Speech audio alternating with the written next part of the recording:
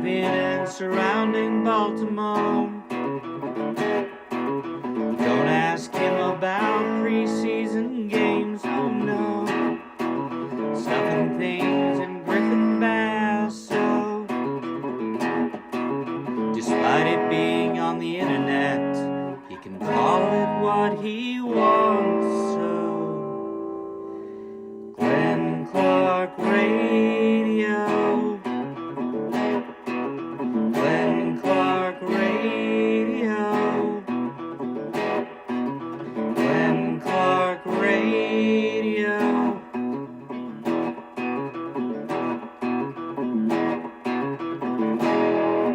Duke sucks. That's got to be, what, a year or two of growth? Oh, what do you know, a splitter. 4 strikeouts for Dean, and he splits another Ray into bits. Dean Kramer's final start is done with no runs against. 6 1/3, 1 hit, no walks, 1 hit batter, 4 Ks. He was as good as he's been all year. Yeah. First time in Dean Kramer's career, Ben, he goes more than 6 innings and allows only 1 hit. That was from Masson last night as the Orioles defeat the Rays 6-0. Dean Kramer 6 1/3 shutout innings, allowing just that 1 hit, as Kevin Brown pointed out. Imagine. Just imagine getting shut out by a guy with a man bun. That's a great point. How do you look yourself in the mirror? How do you... Before we start, because I'm just catching up on stuff, did Jimmy Kimmel get kicked off the air? Well, for a little bit. He did? For a little bit. Huh. He was gone, and then he was back. So watch yourself, Drew. Yeah. Right? You never know who they're going to come for next. Free speech issue. You never know who's Right. going to be next Yeah, on the list. I hear you. You might be in the crosshairs, my friend. That might be the case. All right. Good morning. It is. Well, let's beat them up. Let's get going. Who are we beating up? The The Ravens? freaking football team. Oh, okay. Well, what'd they do? Or did you do that yesterday and you're done now? So exhausted. Just so exhausted. Wait till this Monday. Oh, God. They'll probably win Sunday. I don't know. They'll I have probably no idea. win Sunday. Right. I have no But they'll idea. probably win like 24-20. This is the problem. Lamar will pull a rabbit out of his hat. The problem is like if we were having real Or conversations- actually, as fate would have it, they'll win 17-9, and the defense will play out of their minds. That's going to be the reason. I was just thinking about that game. They won 9-6. What was that? 13 years ago. I could just I see the forgot Ravens about going that. into Kansas City and winning 17-9, and Zach Orr walking out like Vince McMahon. Yeah, right.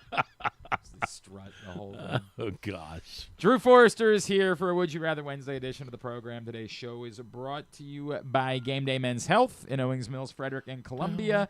For me, it's been peptide proteins. For you, it might be that you're low T. It might be that you've got some stubborn belly fat that just won't come off. Maybe it's that you've got performance issues in the bedroom. They've got you covered in a safe space for men. And we love Game Day Men's Health. GameDayMen'sHealth.com. Give them a call, 443-264-4454.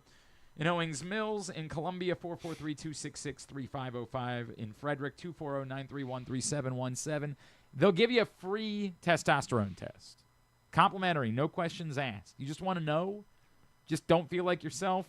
Give them a call. They'll get you hooked up with that free testosterone test today. All right. I really am. Like, I'm not kidding. I really don't know how much more there is to say. I do think there will be warranted conversations to have if I wrote this today. If they get run out of the gym on Monday night, if they lose 44-33, they're not playing on Monday night. Sunday night or Sunday afternoon. Sunday afternoon. If they lose 44-33, they might have to do something. Like those 2 drives the other night. Mm-hmm. I am not a, you know this. I'm not a coach basher, coach hater. Yep. They've got a lot of internal issues. They're Matabike and Van Noy not playing hurt them. Anybody that says that those 2 guys not being in Very there, significant. of course it hurts them. But that said, they were in there against Buffalo. Yep.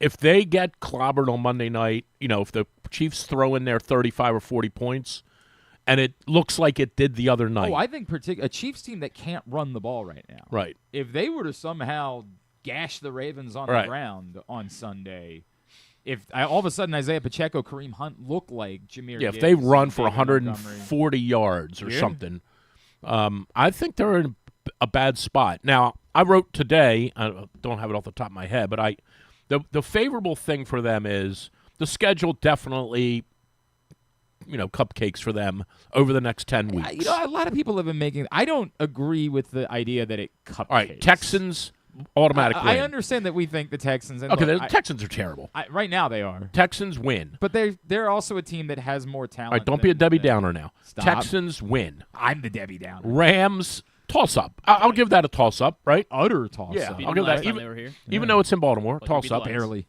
Barely. Bears win. Dolphins away, win. I mean, that one. Vikings away, toss-up.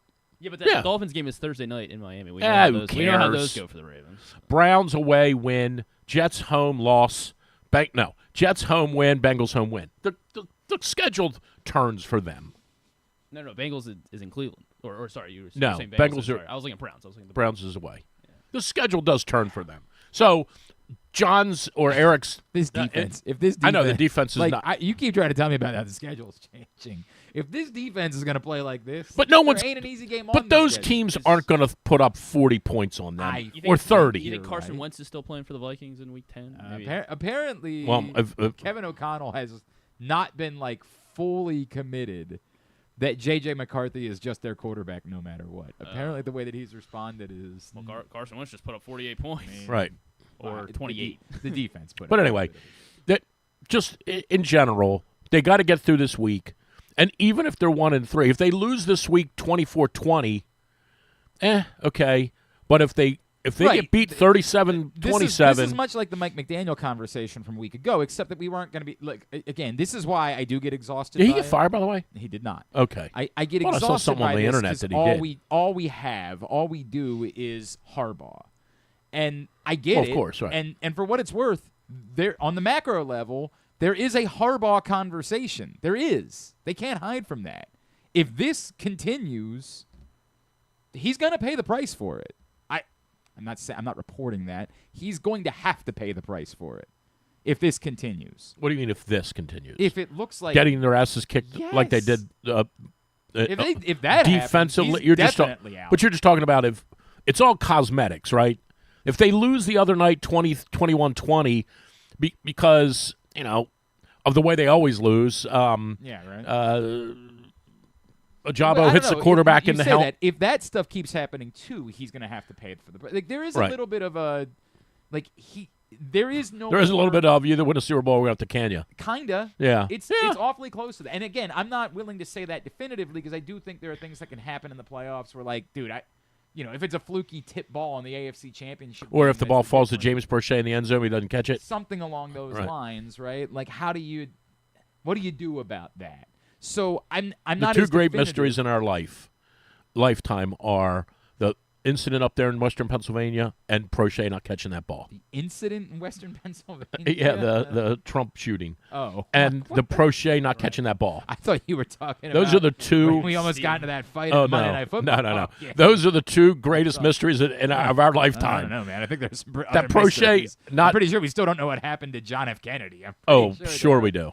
I don't know that we know all of the details. Drew, I've been curious. Well, you know what happened Oh. there. Did we government? land on the moon? Yeah. Now, come on now. Now, don't be that guy. Yeah. Right. We definitely landed on the moon. He hit a 6-iron. Yeah. Right. He That's brought great the club back with him. Great point. Obviously. No, They're in that's the problem. trouble, I think, if But this doesn't get if fixed. all you have to say is John Harbaugh, I'm telling you, there's going to be a requiem for John Harbaugh at some point. Sure. That will happen. It will either be because Look things up what complete- requiem means real quick. It will either be because things completely fall apart, and then it might happen. But let's be honest. You were saying this 3 years ago. No. Yeah, I you was were. Not. I was not. Well, no, the- that's the difference. I okay, agree. the masses That's were. what makes it boring. And 2 years ago, the masses It's were ju- saying it's this. just And boring. last year, the masses were Every saying this. time they lose, it's just John Harbaugh. But there is again, and there can be a John Harbaugh conversation. But you're not firing John Harbaugh someone- or any coach in week 3 of the season if you think you're going to win. It does not work. Somebody has to. Well, that's coach why I the say team. the schedule does play out favorably for them. But here's the problem. If they get beat 37-24 on Sunday and they fly back home and Eric and John say, we're good. We got some issues. Matabike's out. I don't know how long, maybe for a while. Yeah. Van Noy's out. Maybe Malik Harrison pulls his groin on Sunday. Hey, we got a couple injuries, but we're good. We're gonna. Did he just say what a who else? Who do you think is going to get hurt on Sunday? Who? I don't know. Who did I say? He said Malik Harrison. I'm pretty sure if Malik Harrison pulls his groin, it's not going to hurt the Ravens. Who's the linebacker I'm thinking Buchanan. of? Oh, that's who it is. Buchanan. Who? I think Ojabo was playing some off-ball linebacker. Though. But whoever it is, whatever happens, right? If they somehow then do lose to the Texans, or somehow then do lose, I think then they're really in trouble. No, do you try to clean that up before it happens? But and this is the point. What we're saying without saying it is that Zach Orr is in the crosshairs, and he has to be. There's no way around that. And your point is they might not want to do that. They might say in their heart of hearts, this is crazy. Or, again, you eternally only ever want to do this like coming out of a bye. So they would look and say, we only have 2 more games before the bye. Let's try to measure this over the course of the next 2 weeks. Maybe we're going to get Kyle Van Noy back, and let's see if it really looks or as Malik bad as it Harrison. does. Yeah, I mean, I guess. Maybe he gets cut today. And I don't know. they try to bring Or Malik Washington. They've had a history. We of might just need bringing Malik some- Washington. They might need Malik Washington. They might need that. But yeah, to the point, if they go if they go get drubbed, they're gonna have that conversation about, because they can't pretend like it's not happening. They can't just say this isn't real or it isn't reminiscent to what happened at the beginning of last season, and that's the most troubling part about it. The most troubling part about it is it felt like you fixed whatever the problems were at the beginning of last year. So how in the hell is it happening again? Mm-hmm. And everybody's going to have a lot of opinions. This can be, well, this is what happens when you don't play your guys in the preseason. You're going to have to sign up for this. It's not going to look right for the first month of the year. You can say that you really think it was Dean Pease who fixed the problem last year and it wasn't Zach Orr, and the Ravens gave too much. I don't know. But what I know is it can't happen again like this. And you can say, hey, well, you got it fixed last year. Maybe you can fix it again. But last year you had to go on the road to Buffalo in the playoffs, and you're well on your way. At this point, the 1 seed is almost a complete pipe dream because Buffalo doesn't play anybody all year long. If you think the Ravens' schedule turns, the Bills don't have a schedule. The Bills are playing in the MAC, like they are cakewalk. Yeah, but they have Kent State away. Oh, that's tough. Yeah. Is it a Tuesday night? It's a Tuesday. Yeah. In the middle of the season. I can tell you that it is. But again, they're not firing John Harbaugh. No. But he's a coach. I understand. But I'm telling you, it is the proverbial straw that broke the camel's back. I could just remember, Mike. We got off to a terrible start. Then we kind of righted the ship. Then we started to lose, and then that was we lost like 3 out of 4 in a 5-day span, and that was a straw. I'm like, man, this didn't get any better. We're 9-8 or whatever we were, and then we were 11-11, and then we went and played 3 straight road games. We got clobbered. I'm like, man, it's another straw. If there's always a straw, and then you get, I don't know. I'm not saying that this happened with the Ravens. It happened with me. Then you get a player or two. Misery loves company. Then you get a player or two who have fallen out of favor with the coach, who then do their recruiting, which always happens. And now they go to another guy on the team who's not happy, and then they bring him in. Now they're starting to get safety in numbers. Now they got 4 guys who don't like the coach. Then they lose another game, and the guy doesn't get to play, and now they got 5 guys. Right. And before you know it, you're in deep doo-doo. And we were, and I had to fire the coach. Now, we did turn it around. This is apples and oranges. We did turn it around, mainly because the new coach came in and pretty much lit a fire under everybody's ass and said, you're either going to do this my way or you won't be around. Now, I don't know how that would apply to the Ravens. These guys, very few of them are actually playing for their jobs. They're all here. The draft picks are here. They're not going anywhere. They're not getting rid of Buchanan or Mike Green, even though he hadn't done anything. They're not getting ready. I don't know how you change midstream. But what are you trying to this is what I'm confused by. Well, you don't have the personnel to do it. I mean, you don't. How are you going to stop the run? With who? Well, I think you have a serious problem there. They're going to have who? to also try to start. I mean, I really do. Do they got to go out and look for people on the street? On the street, they got to look for. I mean, they got to do all of it right now. Right. They absolutely. But who's really going to be any good right now? Well, I still don't know what's going on with Christian Wilkins. I still don't know what that story is. We've kind of laughed about the idea that he was let go because he kissed a teammate on the forehead, but if that really is the story, it's insane that he wouldn't be playing. We know he didn't want to get another surgery and he was slow to recover, but I don't know where he is in that process. There's been very little reporting about Christian Wilkins since the goofy thing in July when he got released. I would like to know about that. Because if Nnamdi Madubuike is not going to be playing for some time, and based on the fact that it's a neck injury, I don't think he's going to be playing for some time.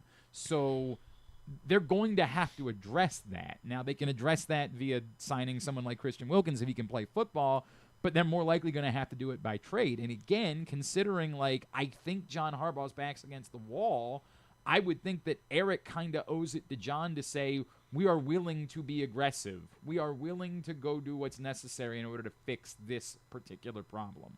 They eternally seem like they're more likely. You think one guy can fix it? In the run game, yeah, I think that the run game. Is there any way that Madubuike's injury is serious enough that every day that goes by that there's no information that comes out about it? Yeah, I'm more why wouldn't they IR it, right? That's.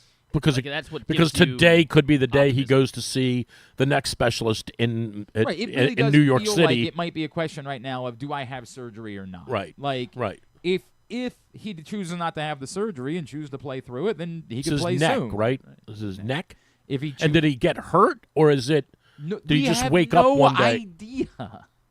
It's weird that it's not. He didn't come out of the game. Correct. It's not weird that John Harbaugh's not talking about it. It's weird that none of the Jordan Schultzes of the world that are well sourced, that no one is saying anything about it. That's weird. We don't see this in the NFL. Every other injury, by Tuesday, you know at least some of the story. Right. We're a week into this with Madubuike, and we know. Well, it's concerning as to me. What would be concerning, and I did go to 2 years of medical school. Quiet as it's kept. It's weird. What is weird is that it didn't happen in the game. Well, we don't think No. Let me rephrase that. Yeah. What's weird is he didn't lay on the field for 7 minutes, Correct. and they had to attend to him. Correct. And he had some sort of David Fry kind of injury where he was sprawled out on the field. All of a sudden they just said Madubuike didn't practice today. He has a neck problem. Oh, Madubuike out, neck. Oh, Madubuike not playing Sunday, out. That to me is troublesome. That to me says that this is some sort of chronic thing he's been dealing with and maybe playing with over the last year or two that finally said, can't do this anymore. That's the way I would read it. I mean, because I didn't see him get hurt in the game. I understand. I'm not, Yeah.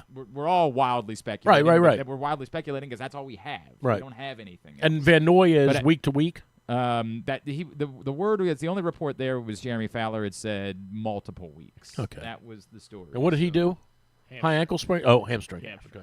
Which, again, for a player that age. Rub some salt on it. Huh? Yeah. Rub salt. It's a new thing now we do. We rub salt. We used to rub dirt. Yeah. Then we found out that was dirty. So now we rub. Some of that magic spray they use. Now we rub salt. You know what would work? What? Deer antler spray. There you go. We got Ray back to the Super Bowl. Okay. Made us feel great. We were ready to. What was that? Do you remember what that gum was that we were doing? We probably did a bunch of gum that week, but no, we did. We had a whole partnership with some company that was making gum. Oh. They're right up here in Hunt Valley. Yeah. Do you remember what it was called? Yeah, of course I know exactly what it was called. Plow On. Is that what it was called? Very much so. Still in business. I don't know how, but they're still in business. Check it out. You want me to look up Plow On? Yeah, look up Plow On Gum. I remember they're in business. Drew said, "Hey, Plow On Gum's coming on with us." He gave me a piece of the gum, and I was Glenn's still high. yeah right. Check it out, Plow On Gum. They're still around. It hit me like these smelling. They're right up salts your alley. would They're hit a if we ever very, used very them. liberal company. Oh, Plow On what does that Energy Gum. mean? That's still in business, right? In Hunt Valley. Maybe, yeah. I Yeah, guess so. yeah. Yeah, founded in 2009 in Yep. Cockeysville. We gave it to one of the interns, and the intern said, "I want to run and chase after the deer in the ER." It was like After drink. taking the- Most of that seeing the energy gum. gum is like 2 cups of coffee. Yeah, this man. is like 11. Now I want to try it. It was No, you don't. It No? was. No, you don't. Telling No, you, it's man. fine. Should we try, like a smelling salt? But they were. It's very, very popular overseas. It never really took on here, but their business does very well in Asia.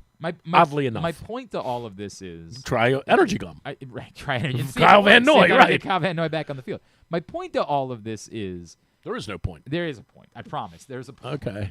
My point is Just fire Zach Orr and get it over with. while we say the personnel is a problem, and it is, particularly if Matabike is hurt, I do still think there's reason to question the play calling itself. And every time you see Mike Green doing anything other than rushing a quarterback right now, you find yourself saying, Yeah, what's going on? what is this? Right. What is the thought here? Marlon Humphrey being lined up as a linebacker and not Kyle Hamilton is weird. And we can say, well, you're trying to be exotic, but it's not working. Well, they're also hamstrung a little bit, no pun intended, by Smith is horrendous against the pass. So he's so now one-dimensional. And I don't remember, maybe he's been like this forever, but he just sort of, maybe he disguised it or the coordinator disguised it. He is so bad in coverage. You can't have him on the field when it's 3rd and 6 or 3rd and 4 in this league now. Yeah. I mean, maybe the other night was an outlier because the first 2 games he was pretty good. Week 2 he was pretty good. Yes. But week 2, in fact, was maybe his best game. But he was But terrible the he other was night. facing Joe Flacco. I mean, to be fair. Bite your I tongue. Know, I know. I'm sorry. By the way, the Lions, you got to give them credit the other night. Like that. That was a virtuoso performance by them in almost the every craziest part about area. Monday night. Every time they went to go for it on 4th down, I said, Dan Campbell, you are insane. Oh no! And then he went for it. I think every time. he struck every note. I thought the one at the end of the game, he should have punted. Why? But because the Ravens weren't going to do anything against him. Well, they weren't going to do anything to But stop they weren't him. Right. They weren't stopping the Ravens either. The more I mean, they weren't stopping the Lions either. My story for Monday night, it's crazy to me. We think the Lions did everything right. We really do. We believe they played every note correctly. All right. We think the Ravens put together maybe the worst performance we've ever seen the Ravens put together. It was a 1-score game. Well, sort of. You say that. I mean, sort of. They sort of. But there's goofy on both ends of this. You can say, hey, well, the last... It was really 38-24, but Okay. I hear you. But the last touchdown the Lions scored was unnecessary. And at that point... Well, you might as no, well they're let 'em trying score. to ensure the game there. No, they really should have just tried to Yeah, play they for a could've field goal kneeled it and out, take time yeah. off the clock. They really shouldn't have scored there, right? Like, they absolutely shouldn't Right. have been trying to go in for a touchdown. It was... What was left in the game? 149 Yeah, it was, when they scored there? It was on the other side of the 2 Yeah, I mean, it was the very next play after Yeah. the Monroe. that was like 150 or so. I hear you. So that's the crazy part. The crazy part is they were awful. 142. Awful. It's hard to beat them, too, with those uniforms. Monday night. Oh, the Ravens, you mean? No, the Lions. You think... Those are great. Ugh, Okay. just spectacular. Okay. With the helmet, the roaring lion. I mean, you saw what happened to the Patriots on Sunday. I did. I don't know how that happens. Yeah, though. right? I mean, that's a telltale sign something's really wrong with them. That's a great point. When right? they You're can't, losing. you're going to lose to Aaron Rodgers, and you Yeah. got to pat the Patriot helmet. Right? If they'd only turned it over 4 times instead of 5, That might have been helpful. That might have been the case. Power rank the Love You Blue Oilers, the Creamsicle Buccaneers, and the Pat the Patriots uniform. I mean, those creamsicle Throw in the bucket. actually throw in the powder blue Chargers Oh, too. Those are the 4. Power I'm rank. going to take my those shirt 4. off here in Yeah, a second. right. Oh, my Getting God. Drew all hot and bothered. Oh, my God. Well, Those 4. Power rank the powder blue Chargers. well, the Love You Blue Patriots Oilers. are the white pants and the red top with the Patriot helmet. You don't even need Why don't Viagra. you just say you want to make out with Tom Yeah, Brady? you don't even Why need. Don't you just say you don't even need Viagra for that, right? The white pants and the red top and the Patriot helmet. You're done. So that's your one. And when they wear the blue socks to go with those, forget spent a about lot it. of time You with just this. sing "America the Beautiful" the whole You time. spent a lot of time thinking about it. Number 2 would be God, you might- no. Number 2 would be, well, you also got to throw in for sentimental reasons. You got to throw in the white and blue Colts uniform. It's a complicated. The white pants and the blue top. I know how you feel. I know how you feel. But It- I'm not, tears in my for eyes. I'm not putting it in for this for the sake of this. Then you Somebody got would- to. Then somebody you would got to go. suggest- We got to go someone would Chargers. suggest the Kelly Oh, Green. look! Look. Well, you can't see his socks there. So. Yeah, but you don't Which is have good, to. 'cause you also just can't- look at his waist. You also can't see Drew's pants. yeah, so just look at his waist. Look at that. Look at that thing around him. Protected him. Oh, my gosh. hand Look warmer? at Tom. You gonna be all right? I am misty-eyed. You Dude, how do you lose to that? gonna stand up? No, I'm Drew's not gonna stand standing up. and salute. No, I'm already saluting. That's Powder Blue Chargers next. two. That's And two if on- Justin Herbert's not wearing his helmet, it might be 1A. really, You seen him? I don't know, man. He still looks too baby faced. California boy? I don't find him as attractive. That's not what as you he said is. last week when Margaret was asking when the Chargers come to town. Should invite him over. Oh, God. Can you come over for the pig roast, Justin? Look at that. Stop by. I mean, that's hard to beat right there. Right? Yeah, it's All such right. a good look. Now go to last week. I absolutely had a Sean Merriman jersey in the powdered blue. Oh, Chargers. it's It was hard to one of beat my- that. It was one of my favorites. Now go to the Oilers. The lovely old, blue. Old Oilers. This is the problem with the Oilers is it's shameful that the Titans pull these out. It's utterly shameful. It is. It would be akin to the Ravens pulling out the old Colts jerseys. No, it'd be akin to them pulling out Browns jerseys. Well, okay. Like the Colts played in Baltimore. Okay, but the Ravens are the de facto Colts in our eyes. To Right. me. Not to you. But I get it. But yeah, either one. No, I'm saying it's shameful to take another city's. Sure. This is No. I agree with you. utterly shameful that they wear the love you. I agree with blue it. Yeah, get rid of that. in All right. Nashville. And then But I can't deny the uniforms look amazing. the old helmet was good. No, it was incredible. Yeah. All right. And now go to the Bucks The this creamsicle. weekend. Mm-hmm. Because it's I mean, when you see What Baker was Houston? These are Houston's. when you see University of Baker Houston? Mayfield in this outfit. Houston did they did it. Well, Right. they did we want to honor the Love You Blue uniform. So the University of Houston did wear a Love You Blue version. But now when you see Baker in this outfit from last The weekend. creamsicle. Yeah. All right. So you're And the funniest part is that this uniform was identifiable with what? Some of the worst Yeah, teams they in suck. some of the worst teams in the history Steve of football. Spurrier. That's a great uniform. It's incredible. That's a great uniform. It's absolutely Yeah. immaculate. That is a great uniform. All right. So your official ranking is Patriots.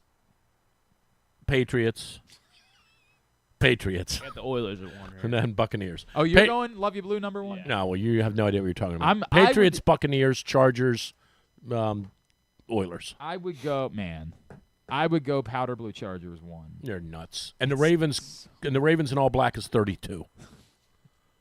They're terrible. It's just awful looking. What if they had one Monday night? What number? Then where they'd be ranked? I just don't like that. It's too demonic. It's demonic. That's what you're going with? It's demonic. It's all black. Looks too gothy for me. It's demonic, he says. Well, next thing I know, you're going to have rings through your nose. The Maryland And you're going to be playing Depeche Mode. is Depeche Mode what you associate with? This is my third one of these. This is my third one of these Get some coffees of today. that. You talk about energy gum. God. I don't know where I am. Maryland 5-star, October 16th through 19th at Fair Hill in Cecil County. Get your tickets. They're going 10-2. Who? Maryland. Maryland is going 10-2. That'd be a college football playoff berth, right? Well, How they going 10-2, dog? look at their schedule. I've Talk about looked at cupcake. I've looked at their. They only play one hard game. They play Michigan. Don't they play Illinois too? Yeah, but Illinois is And no Indiana. And good. Indiana. Oh yeah, And they play Indiana. Indiana. They'll See beat Indiana? them. With Antoine Randall L going to come out of retirement? I don't know if do you know who right now who the betting favorite is to win the Heisman Trophy? Antoine Randall L. Who do you think is the I betting don't know. favorite? I mean, to it win was the- Malik Mateer. Washington? It was John Mateer who But now he's is hurt. Malik Washington? It's not Malik Washington. Should be. You know everything there is to know about betting. How do you not know the answer to this question? I don't know the answer to the Heisman Did they go back Trophy. to Nussmeier? I don't know no, who it is. the I guess betting favorite to win the Heisman Is it Trophy. Fernando The dude from Mendoza? Indiana? Fernando Mendoza. because they keep beating up Quarterback on in Indiana. bad teams and Well, I like, mean, I don't. like we didn't Indiana think Illinois State was a bad and team. Illinois. Oh, they're wait. bad. What's his last name? Mendoza. So the interesting thing is he's a football player. Because if he were a baseball player, then theoretically Mendoza wouldn't even be hitting up to the Mendoza line. Maryland 5star.us. Hey, John With the Proctor, number- put with that the- in your pipe and smoke it. With the number 5, get your tickets October 16th through 19th at Fair Hill in Cecil You County. get it, Mendoza? We'll play Would You Rather. I got it. We'll play Would You Rather Wednesday. And still to come this morning, Jim Nantz. Is this serious? Jim Or is this Nantz. a replica? What do you mean is it a replica? Jim Nantz is coming on here today, We got a Jim Nantz impersonator. If calling you- in. and I have to keep my Yeah, shirt on? If you think that it was awkward for him looking at the Patriot uniform. The We're king! we're actually going to have to take him off the camera. The king is coming on. Play Would You Rather Wednesday. Why is he coming on? What's he doing? Is he calling the game? Yes, he's calling the game. Take it easy. I didn't know. He might have got usurped by Ian Eagle's son. What about that nepotism? Hey, Ian, at least change his last name. It. No Eagle is actually good at this. You want to complain about nepotism, watch Jack Collinsworth on NBC. Watch him. doubt. Watch him interact with Ray Lewis. No doubt. Anything. He's terrible. No, Eagle's son is good, but you should change his name to Hawk or something. Okay. Like, just... Noah Falcon. All right, Noah Falcon. Let me take a break, and we'll play Would You Rather. You need a break. Wednesday. It's Glenn Clark Radio.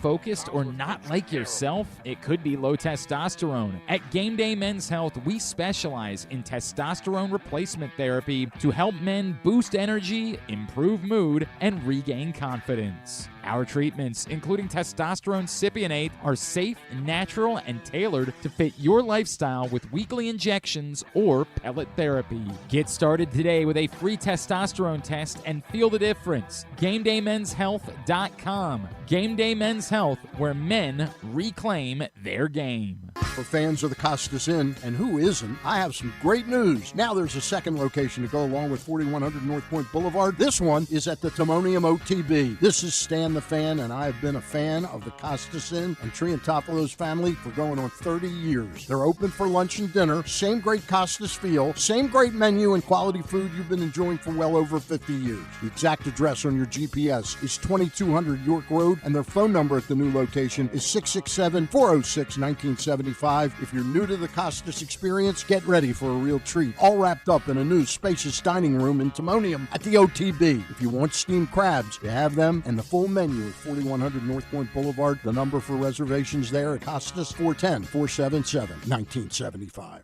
Gambling can be a fun and entertaining experience, but there are risks involved.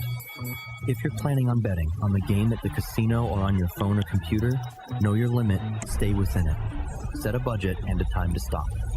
Remember, gambling isn't a financial solution, and it doesn't mix well with alcohol or drugs. Know the risks and have a plan before you begin gambling. For free and confidential services, call 1-800-GAMBLER 24/7 or go to helpmygamblingproblem.org. Looking for Baltimore's premier waterfront dining experience? Head to Nick's Fish House, located in the Baltimore Peninsula. Enjoy crabs all year long, plus happy hour Monday through Thursday from 3 to 6. Planning a celebration? From rehearsal dinners to corporate crab feasts, Nick's is the spot to make it unforgettable. And the fun doesn't stop there. Live music fills the air every Thursday through Sunday. Check out the full lineup at nicksfishhouse.com. Nick's, it's where Baltimore comes to eat, drink, and play by the water.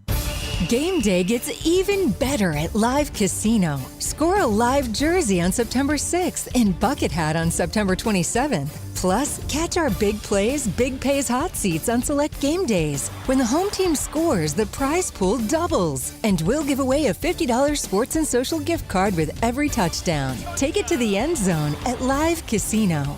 At Arundel Mills, must be 21. Please play responsibly. For help, visit mdgamblinghelp.org or call 1-800-GAMBLER. Make the most out of every day in your Toyota RAV4. Available in hybrid or gas-only models. A RAV4 can get you where you want to go in style. Check out buyatoyota.com for deals on new RAV4s from your local Toyota dealer today. Coming back in here with Glenn and the other guy, Garrett, whatever his name is. You know who they are. All right, back in here on GCR as we continue on a Would You Rather Wednesday edition of the program. Drew's here. If you missed Stan the Fan Charles, Ross Grimsley, and BJ Surhoff on Monday, you can find it right now. Facebook.com/PressBoxSports. YouTube.com/PressBoxOnline. As always, Stan shows brought to you by the Costas Inn and the all-new Costas Inn, now open in Timonium at the Grandstand. How about these baseball playoffs? How about the Tigers might not make the playoffs? So what I saw, Terps, somebody got hit in the face last night. David Fry. Tariq Skubal hit David Fry in the face with a 99-mile-an-hour fastball. But it was because he was trying to bunt. Yeah, and he it was not, no way was it intentional. Yeah. But Skubal was distraught. Skubal was distraught. He's going to be more distraught on Sunday when the Red Sox beat him and they don't make the playoffs. It's unbelievable the Tigers are going to choke this away. It's incredible. So where is that now? Dead even. 85 and Okay. 72, both teams. Because Cleveland won last Cleveland's night. got the tiebreaker. And Cleveland's got the tiebreaker. No matter what happens. I believe so. Yes. Because now obviously the next two games matter. Because now they're 7 and right. 4. Right. I think they're maybe they're 7 and 4. What you're saying is if they split the next two games, then essentially Cleveland is ahead going into the bottom right. weekend. 7 and 4 Cleveland is for the season. Is that? Yep, 7 and 4. Yeah. And they've got 2 games. Yeah, 2 games left. Yep. So it's insane. The Tigers are going to absolutely gag this away. All right, I will allow you 2 minutes for the Ryder Cup. When is it? I got a bad feeling. Oh. I do. Oh. I do. I have a bad feeling. Now Why? I will, because I just think they're too deep, and we have too many. We have too many players without that level of experience, and B, I don't know that we have enough partnerships to get us through the first 4 matches. So, like, if you look at the pairings they put out yesterday and Monday, those pairings are going to happen. Scheffler and Henley and Russell Henley, they're fine. Schauffele and Cantlay, they're fine. Thomas and DeChambeau, they're fine. And what was the other one? Because Morikawa, English, Cam Young and Ben Griffin was the other one that's been the same 2 days in a row. So those 4 pairings look like they're etched in stone. And the other 4 guys are just kind of floaters that are going to be moved in and out.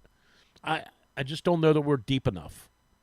And I know they've made the golf course much easier for our strengths. The rough is down, so we're going to be able to blow it all over the place. That we've tailored the golf course to us, for sure.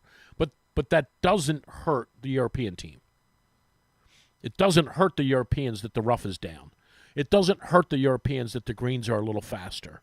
That doesn't hurt them. So I got a bad feeling. And I don't want to say it would be an upset if we won, because it is at home, and you know the people are going to be absolutely maniacal. Isn't that the other storyline? Well, the fans are going to be crazy. Is it going to be over the too top? Far? Sure. Too far. 100%. Okay. Yeah. 100%.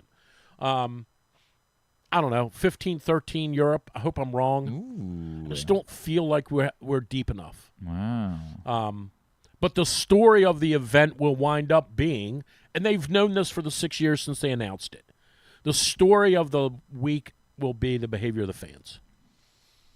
When all the dust settles on Sunday night, that'll be the story. If the U.S. wins, the story of the event will be the out-of-control, absurd behavior of the fans. Okay. All right. That's my prediction. All right. But they've known that for 6 years. Is this why it's at Bethpage? Is because a little bit. Yeah. A little bit. They want the Sure. This event has become the one time in golf that you're allowed to have a football crowd. Correct. Yep. It's well, Phoenix. that right in Arizona. But they don't like Phoenix. They don't like Phoenix because nothing's really at stake there. Mm-hmm. That's just people going nuts for the sake of going nuts. This is come out and help us win. Right. And it's the only time in golf where you rally the people and incite them and tell them to all gather together and run into the Capitol. Yep. Wait, what? Wait a second. Wait a second. Well, that's what I heard happen. I feel like we shouldn't do that. That's what I heard happened. So, anyway, I hope I'm wrong. To be fair, the political violence is always on one side. I hope I'm wrong. You know what I mean? Hope the Americans win and it's fair and square. The Americans are minus 155 favorites. I know. So you're saying the action is on... And what is Europe? Plus 140? Plus 170. 170. I would take Europe personally. Now, how does this work? Because there's the winner and then there's the two lift the trophy. So there can be a draw. If there's a draw, then Europe retains it because they won last time. So they would lift the trophy. At 14-14. Okay, so they're plus 124 to lift the trophy. Oh. Right. Okay. Adding in the possibility of a draw. Right. Whereas the U.S. is minus 152. Gotcha. To lift the trophy. Well, I hope I'm wrong. And it'll be interesting to see if their decision to play the alternate shot first is a good move by them because the home team always gets to pick the order of the of the matches. All right. We have traditionally been very poor at alternate shot and been very, very good in singles and been decent in the better ball, which is in the afternoon, which is the two-man. The alternate shot has been our weakness, and we're playing that first. All right, this is good from Greg. Greg says, Glenn, give Drew the top 10 Heisman favorites and see if he can name any of the schools where they play. Sure. You think? 100%, Greg. Stick it right up your rear end, buddy. All right, well, let's see how this goes then. Okay. So we did Fernando Mendoza. Indiana. Right, we did that. How you like that, Greg? The second favorite is Dante Moore. I thought he played for the Panthers. No, he got traded to Chicago. He got traded to Chicago. Yeah. It's DJ Moore, yeah. Chicago. 2 for 2. All right, moving on. Jeremiah Smith. Dante Moore is with Alabama. He is with Oregon. Dante Moore. Nike. Oregon. Right. Number 3, Jeremiah Smith at plus 1,100. Mendoza the favorite at plus 850. Moore and Smith both 11-1. Jeremiah Smith. Michigan. So close. Yeah. So close. Well, I don't know. So if I said he's so close. Michigan State. Well, I mean, you're thinking the Ohio State. Ohio State. He's a wide receiver at Suck Ohio it, Greg. State. At 14-1, Carson Beck. Oh, Tulsa. Yeah. He's right. What are you going to do about it? Also at 14-1, he's, of course, now went from Georgia to Miami. Also at 14-1, sorry, Marcel Reed. This is a good one. Florida. Yeah, is it? Florida State. Florida State. I don't think I know. Look, man, he's named, what happens when he's they named colleges. What happens when they play Maryland this year? Florida State? Yeah. Yeah. Well, sometimes they win, sometimes they lose. How'd they do in the regular season? Right. They've got. This wasn't a great season for them by their standards, but, they're always tough. How'd they do? Oh, you know what I forgot? Totally forgot. I forgot that 12 years ago they changed conferences. Marcel Reed is at Texas A&M. Okay. Gunnar Stockton is also 14-1. Sounds like the book's got no clue. Gunnar Stockton. I feel like he doesn't go to I think he's going to get one of these. Mainstream for the record. school. I think he's going to get one. Gunnar will. Gunnar. He sounds like a surfer. UCLA. Georgia. Jordan Maeva. Notre Dame. USC. Joey Aguilar. Damn, I was right there. Yeah, you were. 2 picks. Yeah, two guesses. Joey Aguilar. Penn State. No. Joey Aguilar was traded from UCLA to Tennessee. Traded. Nico Iamaleava. I love it. I love it. They swapped quarterbacks. I love it. So Nico Iamaleava, where's? No, he's not on this list. Penn State. We just told you. Well, I know, but I'm just guessing Penn State for everybody. Josh Hoover. Penn State. TCU. Garrett Nussmeier. Penn State. LSU. Julian Sayin. Penn State. Ohio State. Ty Simpson. Penn State. Alabama. Thomas Castellanos. Alabama. Florida State. If you would have said Penn State, I was Drew Aller. Michigan. Penn State. Oh no!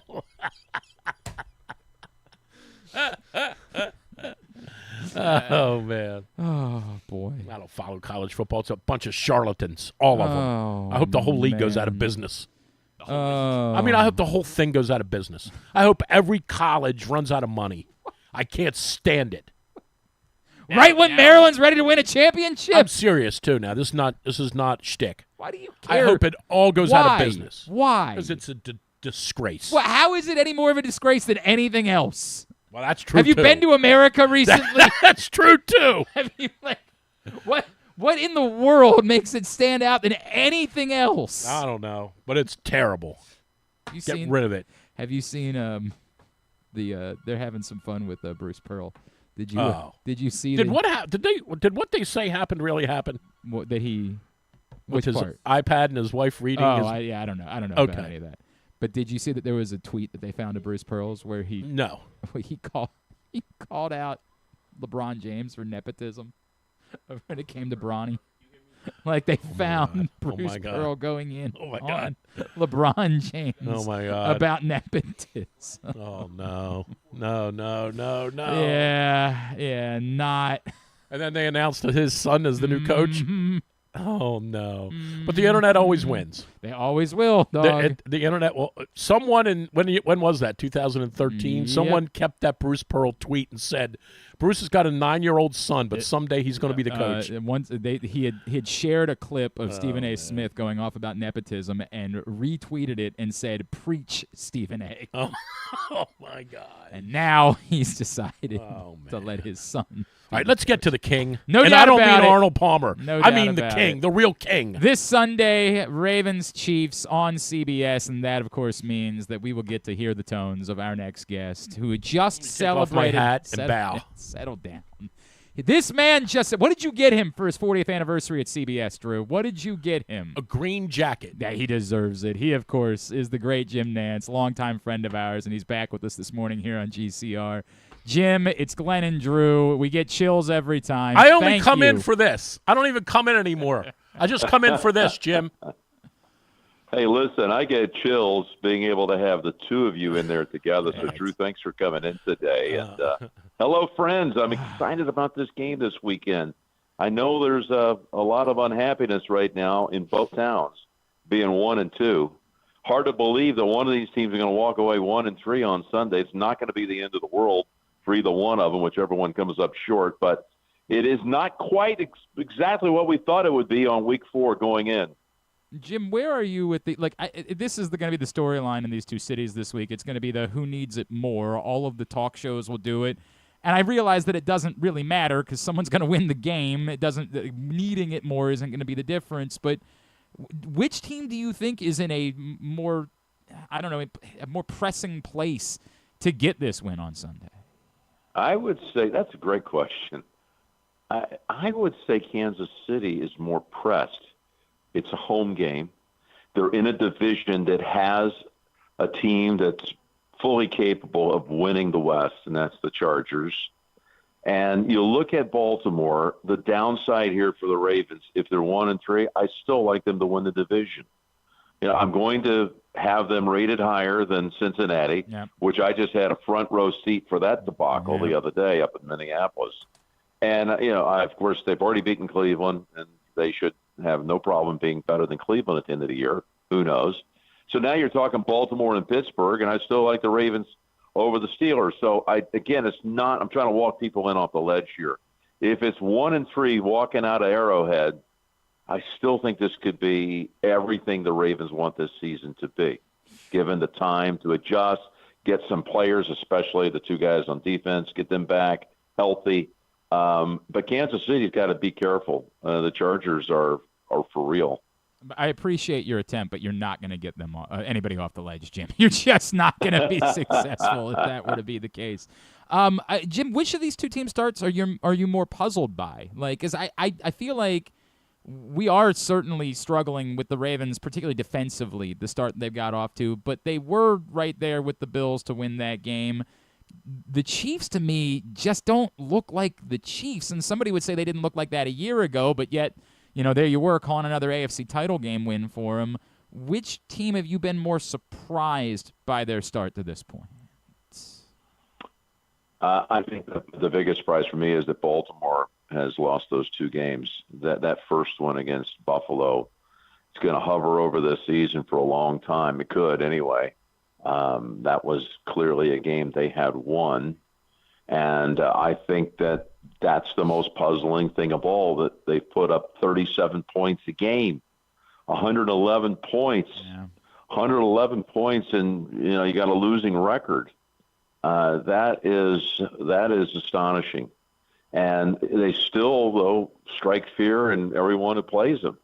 And we all know how dangerous they can be, and I fully expect they'll figure it out. I just don't know at what stage of the season it'll be. Maybe it'll be this week. Jim, do you believe in the Super Bowl hangover kind of thing where, that was wasn't like they lost 21-20 last year to the Eagles. Like, just the fact that Kansas City got blasted like that, and now they come back and they're off to a slow start. Do you put any stock in that Super Bowl hangover theory or no? Because they've played in so many Super Bowls now in recent years, they've always figured out a way to reload. They haven't won it every time. So they've had an ability to come back from that defeat. And I know that was a one-sided game. That final score of 40-22 at the hands of the Eagles was deceiving. That game was 40-6 or something at one time before a couple late touchdowns and 2-point conversions. But it was as dominant a performance in the Super Bowl as we've probably seen since one of the 49ers teams years ago that put up like 55 in a game down in New Orleans against Denver. I'm talking like 35 years ago. So it was one-sided, and it exposed some weaknesses that the Eagles had on the offensive line. The Chiefs had on the offensive line. They've tried to address it in the offseason. Went left tackle, first-round pick, Simmons at Ohio State. But that overriding issue for them right now is the lack of firepower on the outside. I mean, Xavier Worthy gets hurt on the third play of the season, running into Travis Kelce. And then you got Rashee Rice. I think that when Rice gets back for them and Worthy gets healthy, it's going to look like the Chiefs that we know. Right. I don't know Worthy's ability to play this week. I would think it could be close. And in the meantime, we know that Rice does not come back until October the 19th in a game against the Raiders when his suspension is over with. But those two are going to completely change the complexion of that Chiefs offense. He is Jim Nantz. He will, of course, be on the call for Ravens-Chiefs this Sunday on CBS. Jim, there is now kind of a consistency with the Ravens when they have been in tight games in fourth quarters against good teams where they have not had a tendency to play their best football in those spots. And sometimes it's when they've had leads. Sometimes it's like last week. Is there something to be said about this and how it's continued that I don't know what the answer is other than you just have to go out and keep trying and try to fix it. But what do you make of the Ravens and their fourth quarter issues over the course of the last couple of seasons? Well, I'm going to lay no blame on John Harbaugh. I've told you guys before, I think that you could make an argument that if you were starting a franchise, you could pick any guy in the league to come in and run your franchise. I mean, I would have no problem going right out and saying, I can have anybody, I'll take John Harbaugh. We've had freakish things happen the first 3 weeks, namely the two lost fumbles by Derrick Henry in the fourth quarter. I mean, it's just, you know the stats. He had 2 lost fumbles in his entire career before week 1 this year. Now he's had 2 in 3 weeks. It's completely changed both games. By the way, I want to say this about Derrick. I'm going to be meeting with him on Saturday. What a class act to stand up and, I mean, the way he handled it, the pain, the hurt for letting his teammates down, to apologize to, as he called it, Flock Nation, to own up and say, I'm sorry. I know I hurt us, and I'm going to work even harder to try to fix this. I mean, I don't recall many players ever apologizing for turning a football over or throwing interceptions or whatever it might be. I thought it was extraordinary what Derrick did. Mm-hmm. And we know he still has it. We saw it in that burst in the first quarter the other night. We saw it in week 1 against Buffalo, and those are freakish things. But if you try to over-examine it, be careful, because there's just a couple of things that you cannot ever expect to happen, and I don't know that they'll ever happen again. Look, man, I'm with you on the Derrick Henry thing, and that's the only thing you can do is just keep giving the ball to Derrick Henry. Like, just keep doing it. Right. Your path to solving this problem is more Derrick Henry. So, Jim, I am completely with you about that. Drew is itching to talk to you about golf, so before I let him do that, what's going on in golf this weekend? Yeah, there's nothing going on at all. Jim, I wanted to reflect because you guys, I thought it was really neat, everything that you guys did for the 50th anniversary of the NFL today. And I know, again, we really are. Congratulations on 40 years for you at CBS. But hearing you and Brent Musburger, I thought that was really special on Sunday. And there's been a lot made this year because of Lee Corso's retirement about College Game Day and what it's meant to sports television. But I think, like, people of a certain age, maybe even me included, don't fully understand the significance of the NFL today and what it did for changing the course of sports TV history related to the NFL. So as you reflect on 50 years and a show that you've been part of, can you kind of give your thoughts on what the NFL today meant to maybe the rise of the NFL and becoming the predominant sport in our country? Okay, look at a couple of things. All of these studio shows included College Game Day. All of them can trace back their roots to Brent Musburger and the NFL today. That was the first live football studio show, and he was an extraordinary host. I just can't even begin to tell you how much it hurts to know that he was not recognized with the Pete Rozelle Hall of Fame Award in Canton until this year. It boggles the mind. I don't get it. But watching him this past Sunday in the studio was really moving for me. I've always admired him, appreciated him as a friend, as a mentor, beyond words. But to see him in there at 86 years old the other day without a note, going through the hour, breaking down games, talking about what happened not only in yesteryear, but what happened, last week in the NFL, as sharp as ever. He could still be hosting one of these studio shows without missing a beat.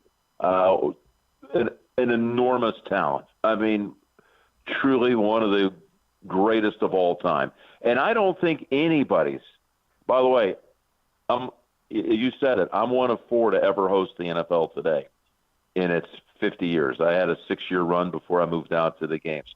I don't think anyone has handled it the way Brent has. All of us have wanted to be able to be somewhat in that stratosphere and try to be like Brent. But that show with his fingerprints all over it, it was a wonderful, nostalgic look back, hearing the NFL Today theme song, seeing the old graphics and animation, to see Brent sitting in that chair with a rear projection behind him, just as he always sat there in the past. It was definitely tapping into many of our pasts and what it was like experiencing the NFL, and I, for one, just enjoyed every single second of it. All right, how are you going to call the game and watch the Ryder Cup at the same time? All right, Glenn, I guess this is where I transfer over to Drew. And I gave it everything I could, Jim. Yeah. I gave it everything. I appreciate you. Love you, brother. It's going to be awesome. Get it. This is one of the great events in golf. It happens every 2 years. United States against Europe. It's taking place at Bethpage in New York. We know the American fans will be vocal. They'll make their presence felt. This has just turned in. I've watched this thing escalate over the last 35 years to really one of the great showcase events of any sport. I know there are a lot of fringe golf fans, maybe not even golf fans, that are hearing it who might sample it on Sunday or Saturday or even Friday and walk away and say, wow, I've never seen golf like that before. So, yeah, it's a fair point. That will be going on Sunday against the NFL, the singles. No. Sunday will be the singles. 12 different singles matches, one-on-one, and it should end somewhere around the second quarter of the Ravens-Chiefs game. But, no, my focus will be on what's right in front of me. I know. Will be laser focused on the game, but I will be trying to sneak as many peeks at it as I can up until we're on the air on Sunday, and that includes Friday and Saturday. I just want to be the one to ask it, right? Because you've talked a lot about doing 50 Masters and getting to that point, and I don't know if CBS will ever have the chance to get a Ryder Cup, but is it something that you've ever thought about? Like, hey, maybe if I get the 50 Masters, I wouldn't mind doing one of these because it's basically the only thing that it feels like you've never done in your life as it comes to major events. Well, the CBS can't even bid on it. Here's why: we have Sunday afternoon football. That's true, right? You wouldn't be able to air so it. NBC gets to basically negotiate uncontested because they have Sunday night football, and the whole afternoon is wide open for them. Plus, of course, we have a Saturday commitment to college football and the Big Ten. So it's not something that I even think about that. Man, why don't we go out and get it? We're landlocked. What about doing one of the things like we've seen others happen for other broadcasters before, where you grant them the opportunity to do one of these things at some point. The networks come to an agreement. Like, what about something like that? Well, I've never given that any thought. I will say it came up one time in my life, okay, and that was the British Open, or as we call it, the Open Championship. And I had a pining for that for the longest time, a hunger to call golf's oldest championship. And somehow that word got back to the BBC when they were the longtime broadcaster of the Open Championship. They aren't any longer. So that eventually led to me actually broadcasting 5 Open Championships on the Beeb. And I was the foreign voice, as they called me. The guy with the funny accent is how they viewed me. And I had the best time. But it was not conflicting over here in the U.S. because the U.S. didn't get the feed. So it was no conflict. And, of course, I went to CBS first and asked for their approval, and there was no reason for them to – well, they were gracious to allow me to do it. But there was nothing that could create any kind of sticky or uncomfortable situation that I'd be broadcasting for another American network. Yeah, maybe one day. Who knows? But I'm not really thinking about it. I'm grateful. It's my favorite saying is I get deeper and deeper into life and into my career. I am grateful for everything, and I long for nothing. I long for nothing. There's nothing. I don't look at things with envy or desire to have. I'm just grateful I've had the chance to do 506th NFL game will be on Sunday. Cool. To have called 40 Masters, to call 32 Final Fours and national championship games. What? Are you kidding me? I'm going to sit around and talk about what I didn't get to do? There aren't many situations that I could sit back and feel like my career is lacking of something. I'm just grateful I've been entrusted with the events I've had. Jim, I got 2 things for you real quick. A quick assessment from you. You saw the whole Tiger, I'm kind of hinting as if it's done. You saw the whole Tiger era, and you've now been part of the beginning of this Scotty Scheffler era. How close is Scotty overall to putting together the same kind of golf that Tiger put together during his run? Well, he has stacked together a couple of seasons that were definitely just like Tiger, winning 7, 8, 9 times in a year and knocking off majors. A major last year, 2 majors this year. So, I mean, it is similar. But you've got to go stack this for another 8 to 10 more years because that's what Tiger did. Right. I mean, he had seasons like this, but he had the endurance. He had the longevity. And by the way, I think Scotty Scheffler is capable of anything. He's an amazing talent. And I know he bristles at these comparisons right now because he's approaching 20 all-time wins. I think he's at 19. Yep. Maybe he got 20. I don't know. Maybe in Napa he got 20. I'm not sure. But he's right there, and now he's got 3 of the 4 majors. And I don't see him slowing down. The motivator for him is the same thing that motivated Tiger. Tiger was not about the money. Now, I know he made bundles of it. I know Scotty has too. They are all about the wins. That's what drives them. The drive to win. And just like Tiger, Scotty, when he was a young boy, won everything. You go back and look at the Northern Texas section, right. And when he was a young boy, he won like 95 out of 140 times that he played. He's a winner. He is driven to win. He has to win. And that's what Tiger felt. And that's the comparison that's fair. And until, though, we get more time under our belt, he continues to stack up seasons like 23, 24, and 25. Let's just, let's let this thing evolve before, we get too much into the field of hyperbole. Do you have a hunch on Tiger in Augusta? Are we going to see him? Well, I sure hope so. I sure hope there's another few years of the walk-up 18, but for sure, hopefully there's at least one more great send-off. I'm not ready to say that's where he is at this stage. Right. But, I mean, there needs to be better closure than his last time as a competitor at Augusta. For sure. Hey, we haven't talked to you, or maybe Glenn has. I know I haven't talked to you since all of our mutual friend John Feinstein's passing. Why did we all like him so much? Well, I think all of us on this interview right now had a chance to know John at a personal level, and I knew him for years. I still can't believe he's gone. It's just hard to wrap my mind around it. It just it happened so suddenly. And I think that it started with the fact we had nothing but great respect for how hard he worked and how educated he was at college basketball, at golf. I mean, the sports he covered and his ability to find the story was extraordinary. People often forget. They think that we live in a world of hot takes. Now, Feinstein, John was not afraid to give you a hot take, but he was a storyteller. He went into the depths. He went into the weeds to find out what made people good or great or not so great. And that's where, to me, he left his mark. Just read his books, read his columns. You know, he wrote children's mystery books. Right. That were amazing. Right. I used to read it to my oldest child. We used to read it together out loud and couldn't wait for the next one to come out. He just had he was an amazing talent. He really was. And I miss him. And he would have been all over the Ryder Cup this week. He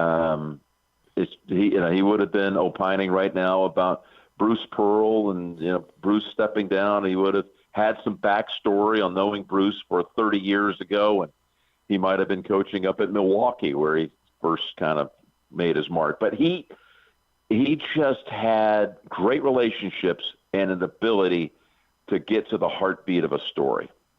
Well, thanks for sharing that. That was awesome. He is the great Jim Nantz, and, of course, you're going to hear him Sunday on CBS for Ravens-Chiefs at 4:25. Jim, he's better than the game. He's actually better than the Chiefs-Ravens game. 40 years at one place. I don't think anyone gets to work 40 years at one place anymore. I don't think that happens anywhere. I have to say I'm proud of that because in today's world of free agency and jumping around and trying to take the next great deal, I've had many opportunities to pursue other things in my career. I've been out there in the public arena, some of it even in news. But, I'm living the childhood dream. And that dream when I was a young boy, I'll leave you with this, was to work for CBS since I was 11 years old. I've never let go of that. And every day I give my thanks for the fact that that boyhood dream is still being lived out. Jim, we never take this for granted. Always appreciate you, sir. Thank you for spending the time with us this week. Can't wait to hear you on Sunday. Glenn, Drew, you both are great buddies, and it's a real pleasure being on the airways with you again. All the best, and folks, enjoy the game on Sunday. It's going to be hot. It's going to be fierce, and I think it's coming down to the wire. We'll see. Thank you, sir. Jim Nantz. You good? You good for a few weeks now? You good for? You all right? You get a little bit of a tear. Verklempt. You get a little bit. I don't know what that means, but it sounds right. You remember the first? He's time? the GOAT. Do you remember the first time he said "Hello, friends" to us? Do you remember that? Oh yeah, I had to go change my pants. We were at the Super Bowl, and I'm like, I gotta go. I'll be right back. He's the best, man. Yeah, he's great. I told you this. That I'll never forget this. I will never forget. Ravens, Steelers, the year Hushmanzada dropped the ball. Playoffs and divisional round, right? Yeah. Second season of John. And we had him on the air, and he gave he always would say this, like, stop on up to the booth before the game. And I would always go, no problem, I definitely will. And I went to see him in New England, and I went to go see him in Pittsburgh, and he goes, hey, when the game's over, come on back over when the game's over real quick. We'll say it, sure, Jim, no problem, right? I'm leaving to go downstairs to the locker room, and he's getting the escort out. Yep. And whoever he was with, I guess he would have been with, I guess it was Phil Simms, right? Yeah, Simms at the They were time. leaving, and they get an escort out like Springsteen does, so they can beat the traffic. And I'm like, Jim, and I kind of wave, and he's like, let him in. And everybody's looking at me like, who is this doofus? And he's like, let him in. His hoodie. He's like, he's like, let him in. He's with me. And I'm like, I'm with Jim. I don't know if you heard. I'm Jim Nantz, close personal friend. I'm with Jim, and I like walk in between these people, and the security people are like, "Yeah, let him in, let him in." And he's one of us. And I'm walking along, and I'm like, Man. "The kid from Glen Burnie did okay, didn't he?" Yeah, did all right. And then like Did 8 all seconds right. later, Jim goes, "All right, Drew, good seeing you." Gotta go. Yeah, right. This is where it passes. And he goes left, and the security guard like shoves me to the right. And he goes, "Yeah, they're heading out to the car. You got to go." I'm like, "I can't come along." Drew thought he was touring with him. I thought I was going home with him. I'm like, "We're going to Pebble Beach." But it was cool though. That was like it was like Springsteen saying, "Let him in." I've said it a million times. We have been very fortunate. Nantz, Ian, Kevin Harlan, those guys who are all obviously brilliant, have always taken the time, have always gone out of their way, have always been very genuine with the. I don't know why. Here's why. Let me tell you why they, for whatever bizarre reason, why they like you, why they like people like us. Mm-hmm. Because, and this is, when I said to him, why did we like Feinstein? Those guys, they make $1 gazillion. They make a lot of money. Yep, they're good. Yep. Money's not the issue. Yep. But they are like everyone else. Everyone else, humanly, we all want to be praised, and we all want to be appreciated for whatever our area of expertise might be, whatever that might be. Yeah, sure. Whether or not you're a welder, a plumber, a roofer, a talk show guy, a writer, whatever you are, you want praise from people who understand what you do. And most of and I'll use Collinsworth as an example. All Chris Collinsworth gets from the fans snark is grief. Yep. That's all he gets. Mm-hmm. He doesn't get any compliment at all. People just think he's terrible, right? When you say to someone like Jim Nantz, or when you say to Ian Eagle, or when you say to a John Feinstein, like, I know how good you are because I know how hard you work at it. Mm-hmm. That means something to them. That's why they appreciate people like you, people like me, anybody who's been in the arena who knows how hard it is to do. And that's one of the reasons why, and we get this a lot in town, right? We get a lot of people barking and screaming about radio talk show hosts in this town. There aren't many of them anymore. There used to be a lot of them. Correct. Now there aren't many of them anymore because there just aren't that many stations. But I say this to people all the time. When someone says to me, well, you ever want to go back on the radio? Why aren't you back on the radio? I'm like, because I don't have the energy to be really good at it. Mm-hmm. I just don't. Like, I did when I was 48, but I don't have that energy anymore because it's hard. You think, meaning the outsider, you think I go, okay, turn the mic on and, hey, no. Sports here. Let's talk about that Orioles game I did a 1 hour show really hard on Sunday, and I probably put 4 hours worth of prep into a 1 hour radio show. It's really, and I would always say this about like Terry. I always should say this about Terry Ford. You have no idea how prepared he was when he would come in there on any morning, how prepared he was to talk about sports because he took immense pride in the knowledge that he had. Yep. And I think that's why Jim Nantz is great at what he does. People don't realize that. People just think, nice-looking guy, been with the CBS forever. Nobody's going to fire Jim Nantz. Jim Nantz is awesome at what he does. Ian Eagle is unbelievable at what he does. He does football. He does basketball. The same thing with Kevin Harlan. Those guys are phenomenal. They're unbelievable. They're the best. They're phenomenal at what they do. They're incredible. Truly incredible. And Feinstein was like that. Yeah, he was. He could talk to you, Yep. you, about Wimbledon, and I would sit here and it would sound like hieroglyphics to me, and you're both bantering back and forth about some dude from Czechoslovakia that I've never heard of before, and you're talking about his forehand, and John's like, yeah, but his footwork, and I'm like, and I would do the same with him with golf. Correct. And I'd be talking to him about Doug Gim. Yep.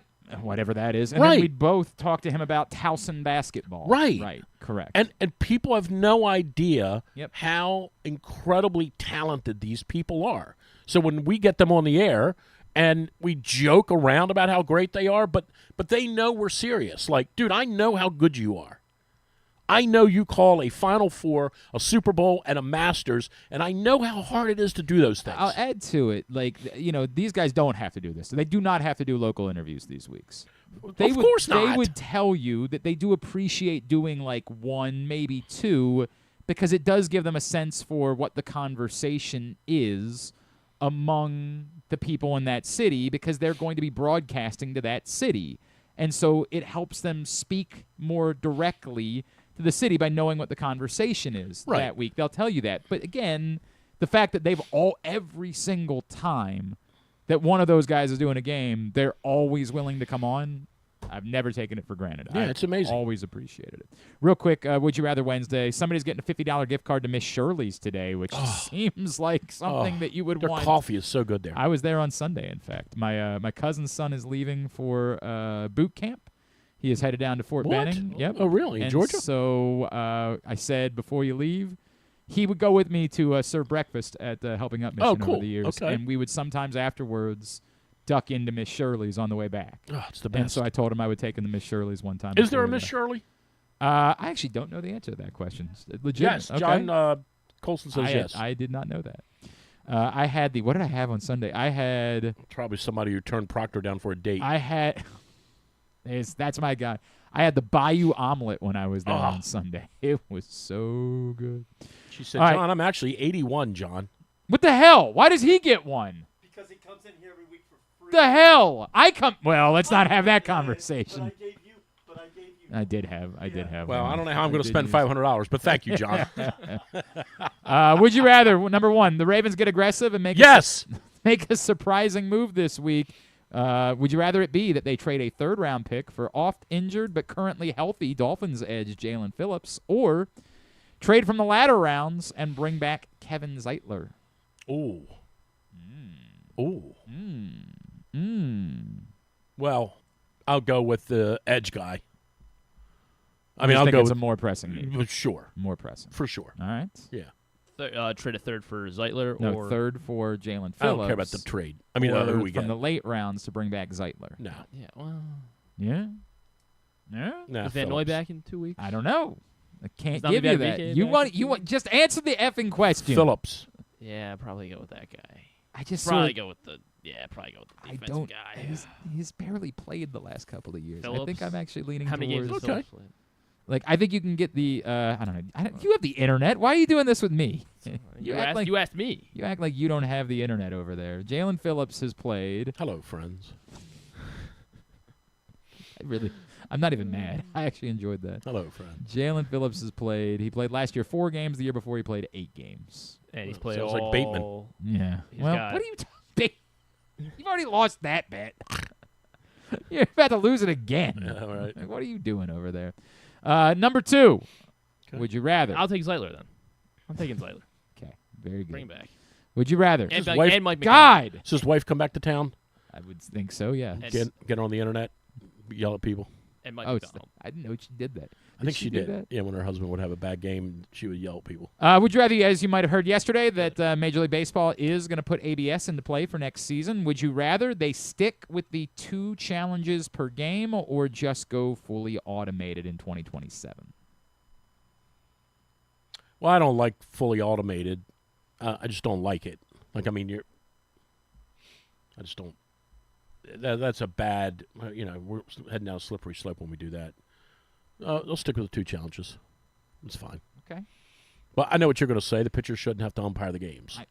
Or the batters shouldn't have to umpire I mean, the if games. the players, I don't know, I guess I would rather the game just be called correctly, so I would want the full robots. Again, the biggest argument against is how much it extends the strike zone. That's the biggest argument against automated balls and strikes, is that it extends the strike zone by a baseball everywhere, because all it's got to do is touch it's the tennis thing. It just has to touch. So does that mean more strikeouts or more walks? You'd presume it would be beneficial to the pitchers, but the pitchers don't even seem to want it, which is the crazy part. Like, the pitchers then say, we just kind of like knowing where an umpire's strike zone is and manipulating it. So I don't know, because now I'm thinking about it, and it's like, it is kind of it's very unique that, like, you go to the baseball game and they announce, and Pat Hoberg is behind the plate, and you're like, oh boy, or you're sorry, Pat Hoberg's good, so you're like, oh good, we know we got to. I think there's an argument it should be like wrestling, and we should know this. we should know what's going to happen before it actually happens. We're going to end up like last night with the Mets and Cubs. We're going to end up doing 3 hours today, by the way. Like last night with the Mets and Cubs. We're going to have a 3-hour show today because I had to give Drew the opportunity to say we should know the outcomes of the baseball games before they start. Number 3, would you rather a football genie? It would be fun. A football genie has offered you that Nnamdi Madubuike, Kyle Van Noy, Pat Ricard, and Isaiah Likely will all be back and look like themselves starting this Sunday if you spend the next 48 hours staying in a hotel room that has been bombed by poop spray.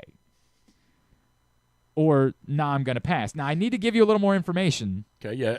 Tell me, because this from NBCNews.com. Lucy's poops smell much differently than Ethan's. I believe that to be true. Because Lucy is a female. Right, I understand that. Poop. This is a headline from NBC News. Poop spray causes $55,000 in damage at a South Carolina school. Teaching assistant arrested and charged. What? The story, a South Carolina teaching assistant was arrested and charged with using poop spray in school, causing students to seek medical attention and resulting in thousands of dollars in damage. Well, what is poop spray? It's just a spray that it's like a perfume that smells like poop. So you spend 48 it's like our hours, defense. 48 hours in a hotel room that has been bombed by this poop spray, and you get all these guys back on Sunday. This Sunday? This Sunday. All 4 likely record. And I'm going to stay in this room for 48 hours? 48 hours. 48 hours. But remember, this poop spray caused $55,000 worth of damage. This is kind of a dumb question. Do I get a ring when we win the Super Bowl? I mean, I think that it can be known, the sacrifice that you made. I think that can be known. Kind of a dumb question. I want a ring. There's nobody taking the poop spray. I mean, there's something wrong with you if you take the poop spray. It's 48 hours. Do I get a ring? That's 2 days, dog. You're going to sleep through a lot of that. I don't care. You might not be able to sleep with that smell. Yeah, we could lose 60-0 for all I care. Yeah, I guess what I'm saying. I guess what I'm saying is, if you guarantee they win the Super Bowl, then I'll do it. Well, then we'd have to do it for much more than 2 days. This is the trade. Pass. You're only doing it for 2 days. Then no, I'm not doing it. Pass. You guys are bad guys. I guess so. I don't care. We lose 48-0. I guess I can start Pacheco this week. I'm not doing the poop spray thing. You guys I can start Isaiah Pacheco as running back. Are you? You got to go, or I mean, we really are going to do 3 hours today. This is. We got to recap. Nah, we'll go 2. Why? What do you? No, we still have more than that to do. Oh yeah. All right, we'll go 2.5. Yeah, it's not okay. Is it? Who's Sidney Stewart, Maryland linebacker, is going to join us next. You want to hang out? Probably not. Okay. Not really. Maryland football? Yes. I don't know if you heard. They're good. They are good. They won 10 games, you said. I'm not sure if you're. Yeah, you just said that. No, I did look at the schedule. This is the pride of Baltimore. This is someone who's off to an insane start. There was 4 sacks. Talked about the Reef Cup yesterday. As a freshman. The what? The Reef Cup. What is the Reef Cup? Calvert Hall Gurley. 3-0 Hall. Congratulations. How about this tragedy up at Sea Mountain Wright? Oh, it's awful. Just awful. I think I saw something they're doing a partnership with Conrad's to raise money for the family next Monday. So Rob Elliott, which is who played at Loyola, was the young girl. His daughter's Blake, who passed away. Rob was one of the best players I ever saw in this area. I tried to get him to come and play indoor. He didn't really want to play indoor. Then he eventually went and played for Harrisburg after kind of right at the end of my run. I always wanted Rob to play indoor for me. I just never could get him to play. He was such a good player. Amazing. His daughter was supposedly very, very good. This is it's terrible, terrible tragedy. And then I had gut-wrenching. I had a player in my golf program whose father was killed last Wednesday in a car accident. Oh, very just sorry. Awful. Very sorry. Yeah, this has been a tough week. Okay, well, thanks for that. Yeah, tough week. Appreciate you stopping by today. It was good to see you. We'll try to Who are we playing? Chiefs? Are we spoiling the is there any chance that O's spoil the Yankees winning the division? There's no chance of that. You don't think so? They don't score runs. Scored 6 last night. Thank you. That's a great point. Because the Red Sox finish up with the Tigers. I got to take a break. Okay. Well, I was talking sports. Kind of. DrewsMorningDish.com. Yeah, DrewsMorningDish.com. Anything else? Yeah, one more thing. Proctor, eat it. We'll come back in. Sidney Stewart, Maryland, outstanding Maryland freshman, joins us next. It's Glenn Clark Radio.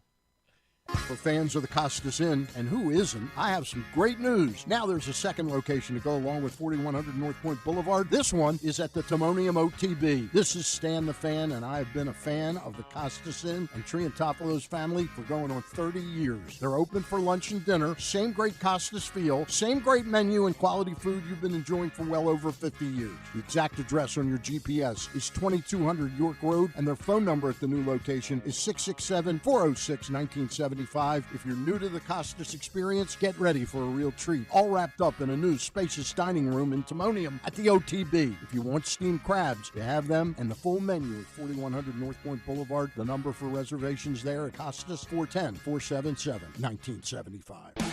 2025 Navy football single game tickets are on sale now. Don't miss the exciting home game schedule this year. The games feature exciting American Athletic Conference matchups, including the Commander-in-Chief rival Air Force on Saturday, October 4th. Don't miss all of the exciting action in historic Annapolis at Navy Marine Corps Memorial Stadium, and get your tickets today at NavySports.com. Go Navy! Beat Army!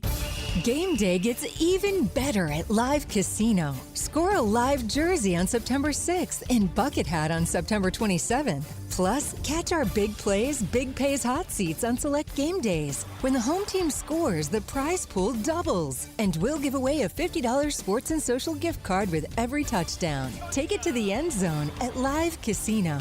At Arundel Mills, must be 21. Please play responsibly. For help, visit mdgamblinghelp.org or call 1-800-GAMBLER. Gambling can be a fun and entertaining experience, but there are risks involved. If you're planning on betting on the game at the casino or on your phone or computer, know your limit, stay within it. Set a budget and a time to stop. Remember, gambling isn't a financial solution, and it doesn't mix well with alcohol or drugs.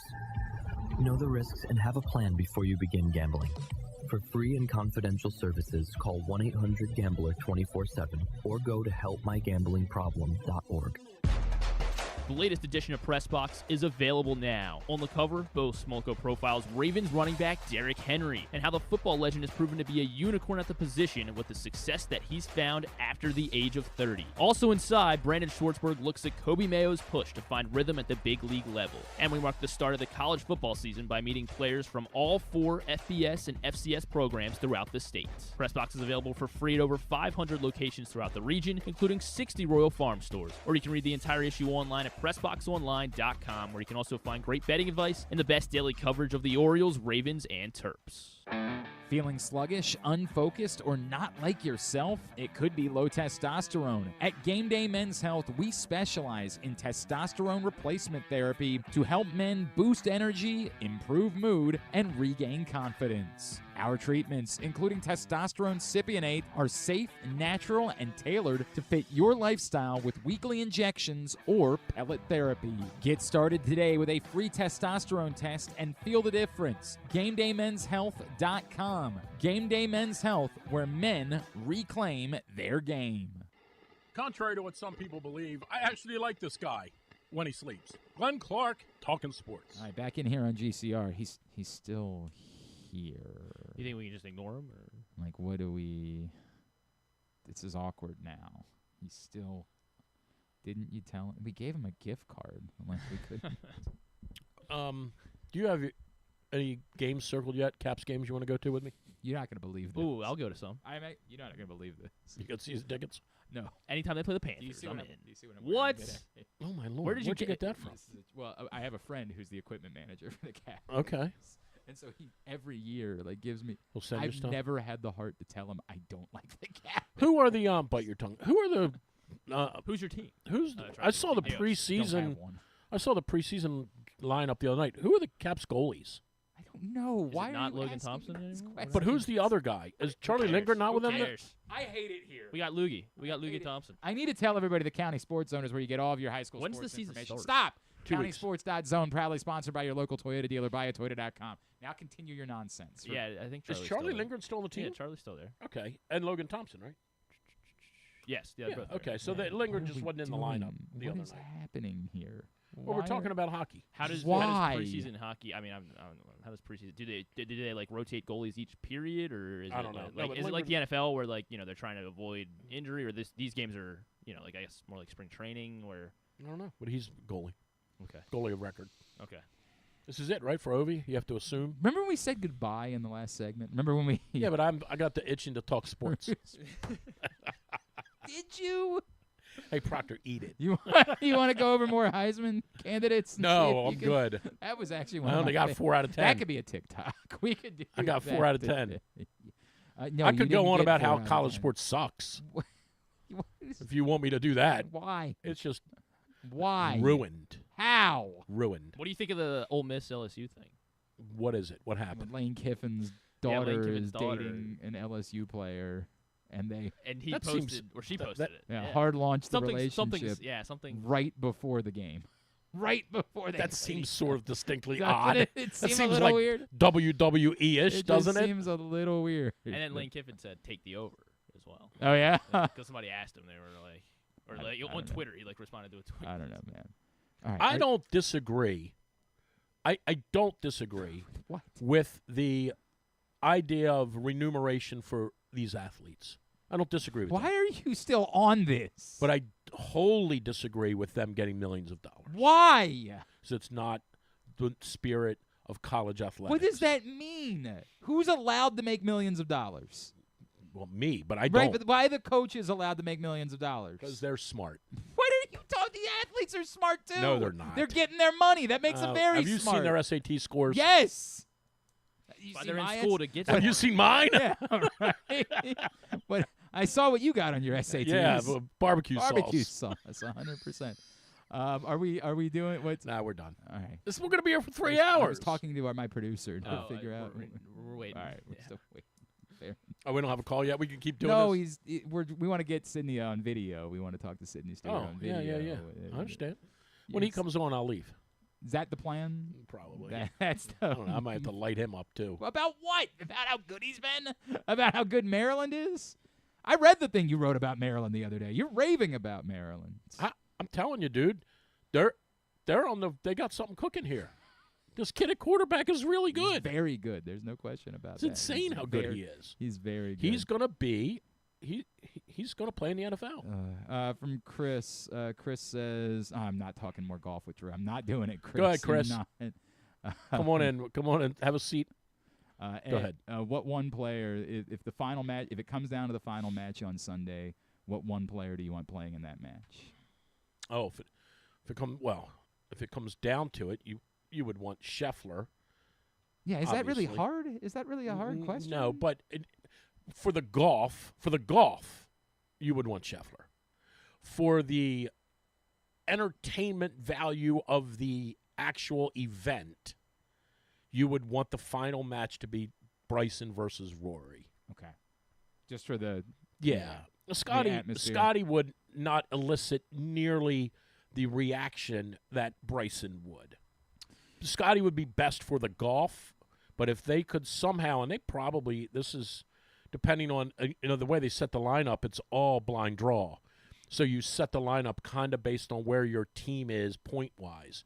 But if this thing is close and you want one of your big guns at the end, I could see it being Bryson and Roy. Right. That would be awesome. All right. Very good. That would We've be done awesome. more than enough golf today. Thank you. It's the Thank Ryder you. Cup.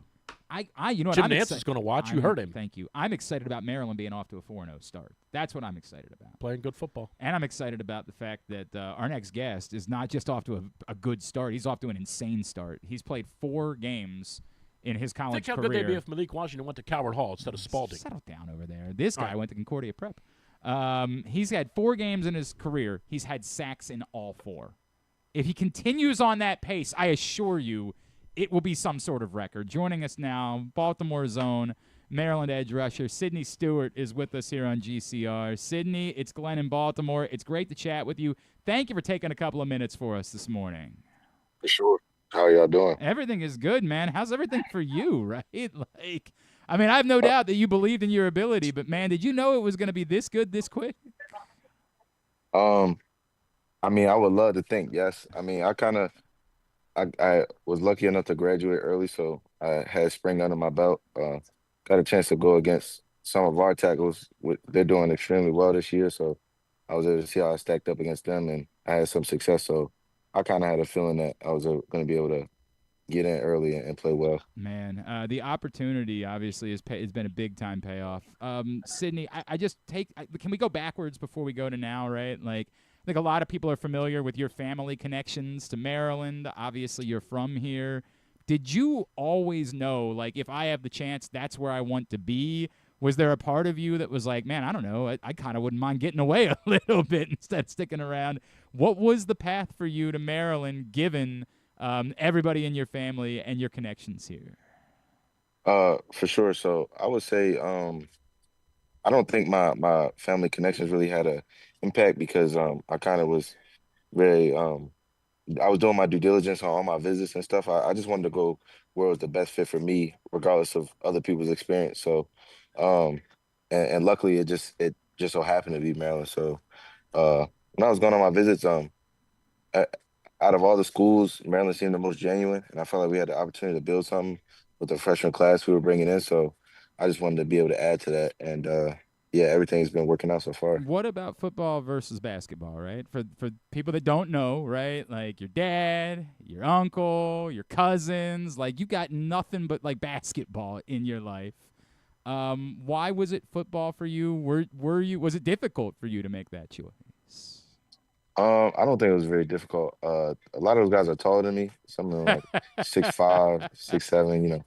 I'm not short, but I'm definitely not that tall. So, plus I always really like combat sport. I mean, not combat, contact sports Yeah.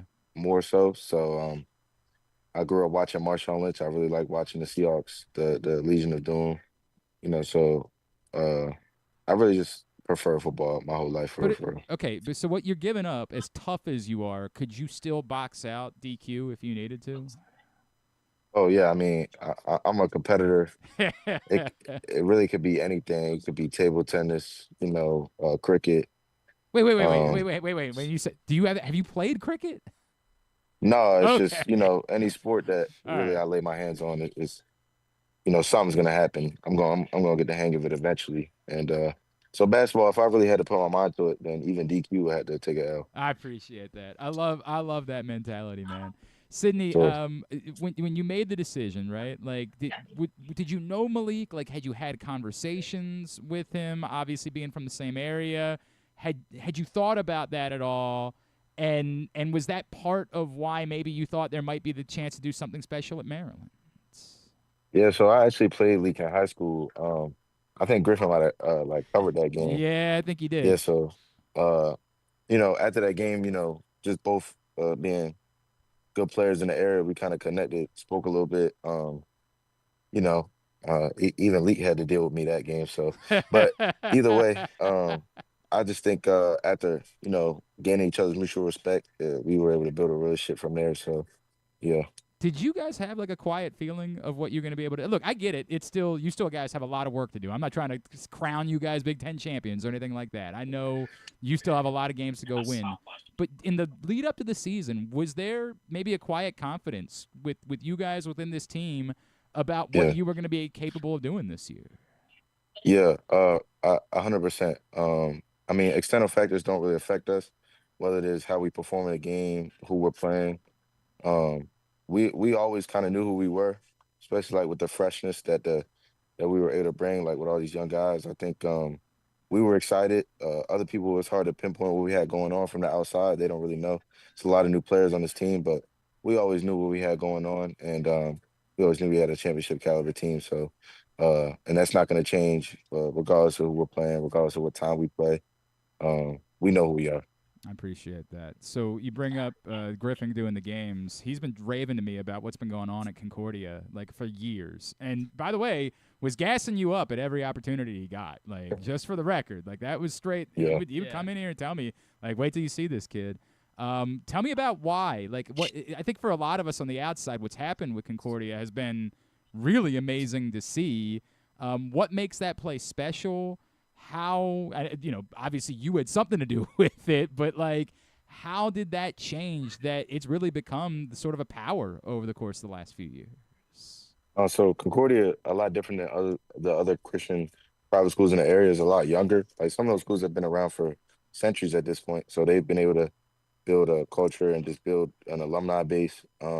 Concordia like I said, it's a lot younger, so we don't have the same type of foundation. But just from like a homeliness standpoint, I think we were able to build hospitality, which invited a lot of talented guys. One of them being me and a bunch of my other guys I grew up playing with, and so I just think us being more rounded as a school allowed us to attract certain players. How do you guys? So I mean, hang on. You're from Joppa.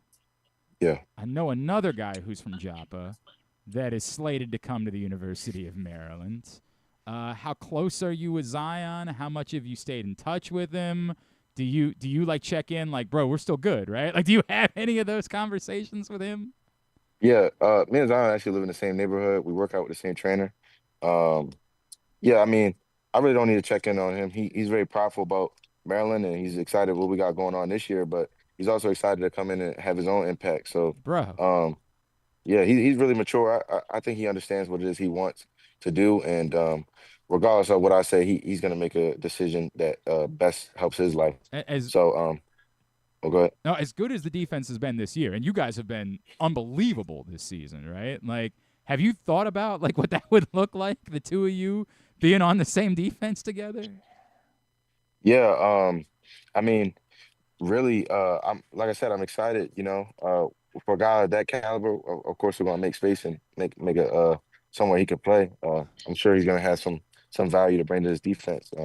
And just really what we got going on now. Yeah, man. I'm really excited. Even now, like looking at across the end of the look and sees out here on the other side of me. Yep. Behind me, got Wingate, Husky, My. all my DBs, Joyner, Lakai, Blasker, my D tackles, Cam, Fontes, Ian. I really this whole defense. Um, we're doing a great job of collaborating and putting some good film out there. So I'm really excited for how much better we're gonna get because, like I said, we're still young. So, we're just gonna keep churning, keep doing what we've been doing. I feel like you brought up Wingate, and man, my God, he just pop off every time you watch that kid play. Like you just see something special.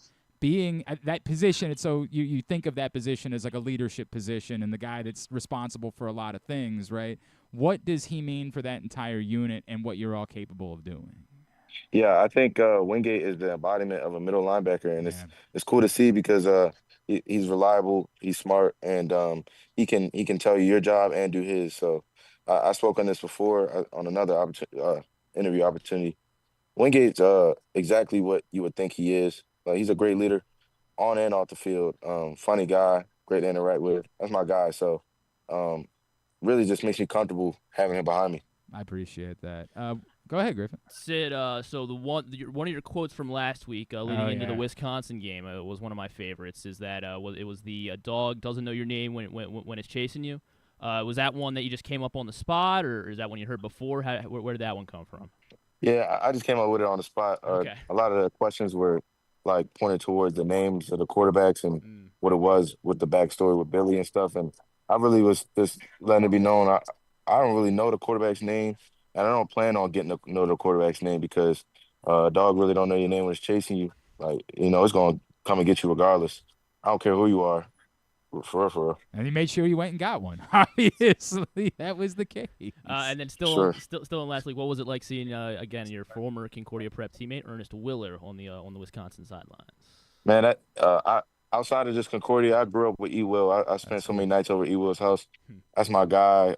It was glad to see him. He far out of the way in Wisconsin, whole different time zone. So it was cool to be able to see my guy. Really, I haven't been able to talk to him in person in a minute. So. Yeah, I was happy. Were you dropping anything in his ear, like, hey, want to come home or something like that? Maybe telepathically. I don't want to say nothing. Sidney Stewart, wrapping up with him here on GCR. How do you guys handle that now that you've experienced prosperity, right? Do you have to have those conversations? Like, hey, we haven't done anything yet. We haven't won any. Do you have to have that this week, or does everybody know that? Like, does everybody understand we've got bigger goals? We don't just celebrate one road win as if we won the Big Ten because of that. Yeah, so, I mean, we've done a great job building a standard around here, and our standard doesn't shift on outside values. So we don't really need to reiterate what we already know. But, I mean, obviously those type of sentiments will float around because it's easy to get high on your horse. I think we've been showing videos and different different speeches and stuff. Something Nick Saban said really well is to not feed into the rat poisoning. Yep. So we've just been doing a good job of just being grateful and appreciative of the support, but also knowing where to draw the line and keeping your head in the right area. And I've known your Uncle Larry for a long time, right? I've known your dad. Like, I've known your family for a long time. There's some superstition in your family, right? Like, I happen to know that when Coppin was going through some injuries recently, somebody was burning some sage over there to try to deal with it. Are you a superstitious type? Do you have any game day stuff that you have to do, anything like that, like when you're on a sack streak like this, you better make sure you eat the same thing in the morning or something like that? Do you have any of that stuff in you?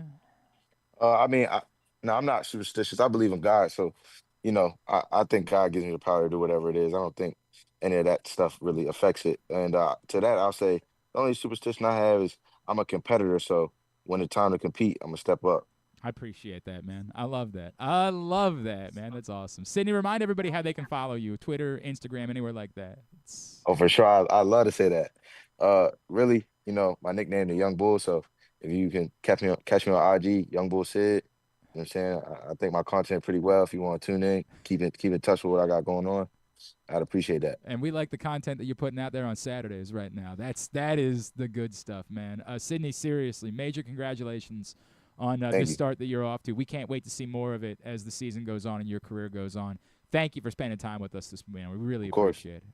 I appreciate y'all. Have a good day. That's Sidney Stewart, who is obviously just blowing everybody away. It's funny because a lot of times, you'll ask certain questions when you're down on a trip, and like nobody was hiding from the expectations for Sidney coming into the season this year as a freshman. Like, they were not hiding from, like, this kid's special. And, he's been doing media.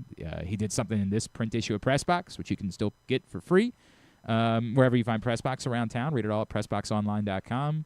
And he has lived up to it. Every ounce he has lived up to it. Seriously, if Ernest Willer were to come back, and you got Zion Ely, Willer, what you couldn't punt against them when Sid and Ernest Willer were playing on the same team. You couldn't punt because they would block. They had like 8-foot wingspans. You couldn't punt. Like, one of those two was always blocking. Those dudes. It was incredible to watch. All right, we have so much still to do. We really are going to do a 2.5-hour show today. Let's get a tidbit. Tidbit is brought to you today by. Only 5 plays, right? Yeah, we're not okay. Hang on. The tidbit is brought to you by Live Casino and Hotel, the best place to watch every game. All the big fight nights is Inside Sports and Social at Live Casino and Hotel. 100-foot media wall, great food, just steps away from the FanDuel Sportsbook. Get in there at Live Casino and Hotel Maryland. This one's a little delayed from last week, but in that game where the O's had the 7 stolen bases, Jorge Mateo had one of them, and he vaulted himself into that was his 100th stolen base of his, I guess not his career, with the Orioles though. So he is now top 10 base stealers in all of Orioles history. Okay. Who are the 9 ahead of him with over 100 steals as Orioles? Brady. Number 1, yes, 307 for Brady Anderson. Brian Roberts. B-Rob is on the list. He's number 2. Can you go in order? I don't think I can go in order. I have a guess of who I think is 3rd. I'm between 2 guys. This might not help then. The next 3 guys, each their last name starts with B. Well, it does. Well, actually it doesn't because the 2 guys are definitely. I'll say Bumbry. Bumbry is 3rd. Okay, and then is it Blair? Blair is 4th. I just didn't know who was 3rd and who was. And then the next one would be another B. Another B last name. That is not who I would have guessed next. Another B. It's not Bobby Bonilla. No, it's last. Or yeah, you're right. B. It is not Bobby Bonilla. Less than 50. If that. Belanger. Belanger is 5th. Really? Yep. I just would not. I know he was. I was between Belanger and Bordick, and I'm like, there's no way Bordick was stealing bases like that. He had 1 less than Paul Blair, apparently. Wow, man, that's crazy. Yeah. All right. So that's the top 5. That's top 5. I'll say Cedric. Cedric's in there. He's 7th. Ah. Yeah, he's 7th. So who's between Belanger and Cedric? Older guy, I don't think. Yeah, Older guy? you never saw him play either. Louis Aparicio? Louis Aparicio, Okay. yes. Tied with Belanger, 166 for Louis Aparicio. So that's 7. There's 3 more. 8 will be 8 and 9. Jorge's 10, so 2 more. Oh, yeah, 2 more. Adam? Adam is just outside. He had 90. Bum. Yeah, right. What a loser. How about... The problem is you think of Orioles and 3-run homers. Like, you don't think of Orioles and stolen bases. You want to do that next? We'll save that for most 3-run Most homers. 3-run homers specifically. God, all right. Come on. We can't do this all day. Another guy whose last name starts with B. Buford? Not Buford. Baylor? Baylor. 118 for Don Baylor. Buford had 85. He was right behind Adam. All right. And then Buford was on my list of like guys that I was going to guess. And then number 9, an outfielder, had 103 steals as an Oriole. What did he go to St. Louis after Baltimore? He played on this side of the Millennium. Played on this side of the Millennium. Went to St. Louis after Baltimore. Was either before or after? He went to either before or after. So he wasn't homegrown. Oh so no, it's not like an he Austin ended his Hayes career in or- St. Louis. Okay, so he did not go there immediately after Baltimore. Oh, that's right. He had 2 stints in Baltimore. Jesus. 2 Jesus. stints in Baltimore. He started his first 5 years, 6 years were in Chicago, North Side Cubs.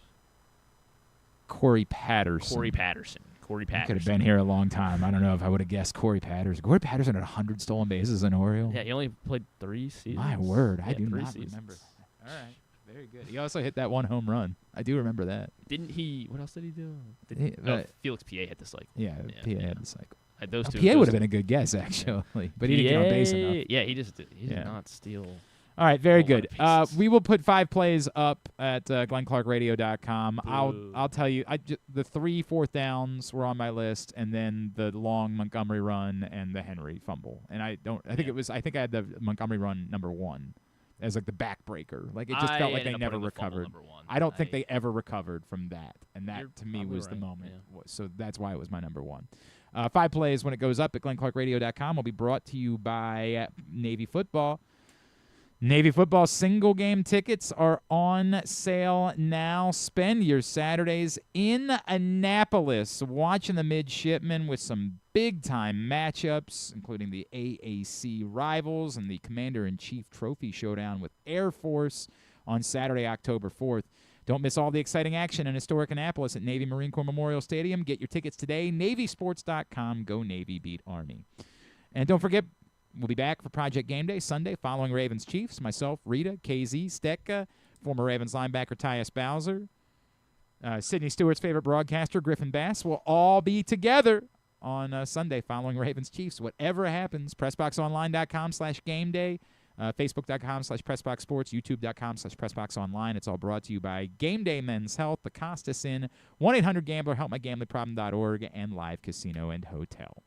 Orioles do continue the series with the Rays tonight. Tyler Wells one more time to the mound from his late-season cameo as they will go up against Shane Baz. There is some rain in the forecast again, so I don't know how I feel about that. It's on Masson 2, and nationally, for some reason, is on FS1. Well, and it's also supposed to rain tomorrow, too, right? Oh, good. So I imagine they'll figure out how to get this one. I think they're just going to do everything in their power to play these games somehow, some way. Because these are meaningful games. For who? For the viewer. Okay. I think, right?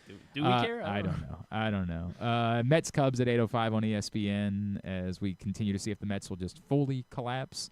And Brewers Padres 4:10 on MLB Network. Dodgers Diamondbacks after that. Anything non-sports wise that stands out? And you can say no because again we're doing a 3-hour show today. Yeah, there's a lot. Of course, we have season 17 premiere of Shark Tank. This is the real problem: is that Griffin hates that I wanted to make the shows shorter, so he's trying to sabotage the short shows. I'm not trying to sabotage. Well, we had to talk to Sid.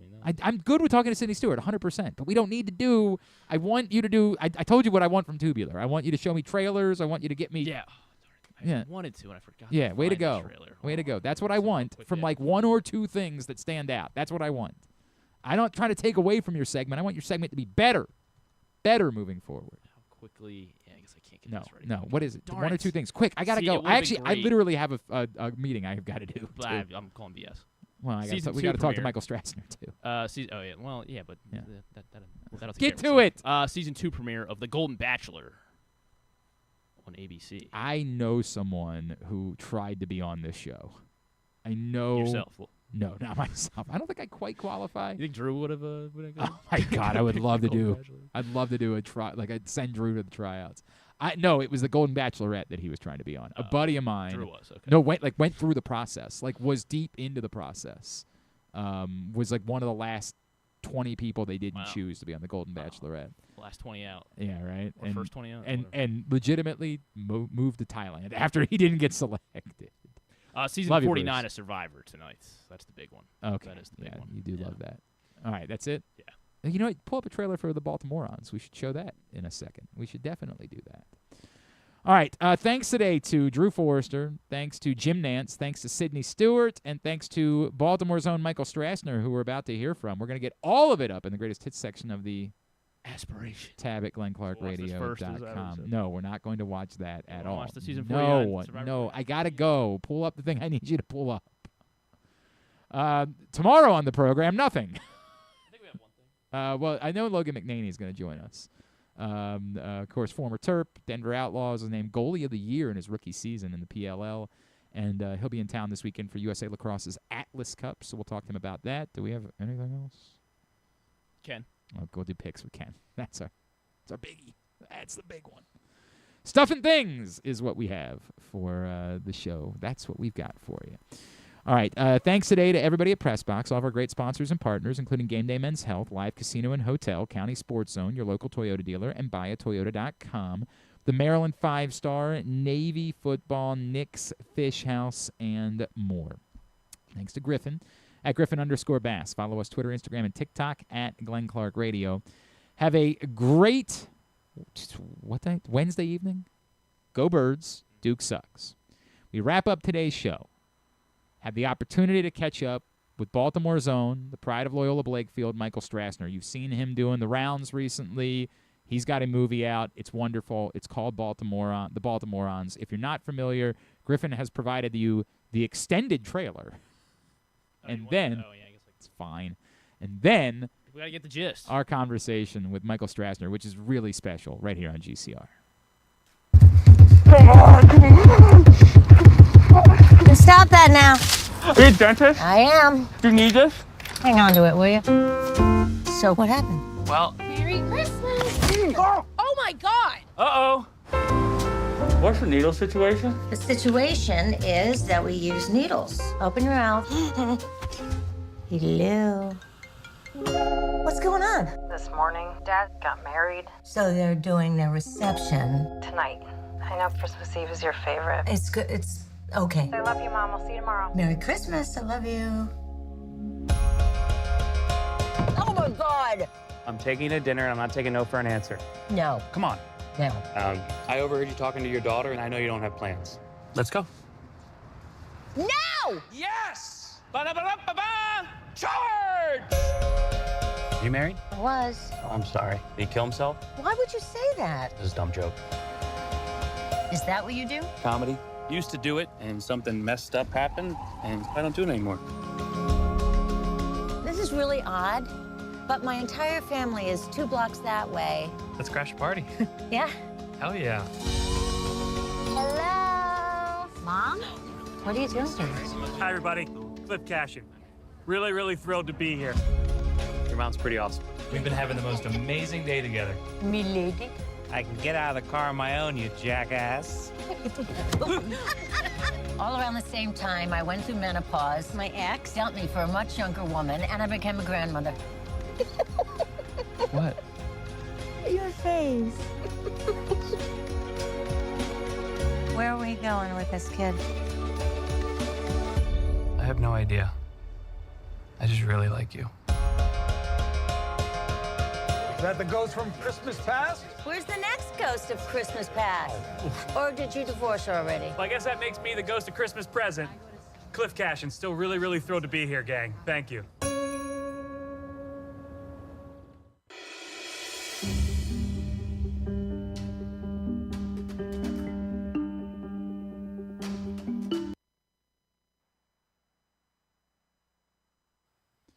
We talked about it yesterday. I really enjoyed the new film Baltimorons, which is in theaters right now. And the story of its star and the man behind the film is probably as compelling, if not more, than the film itself.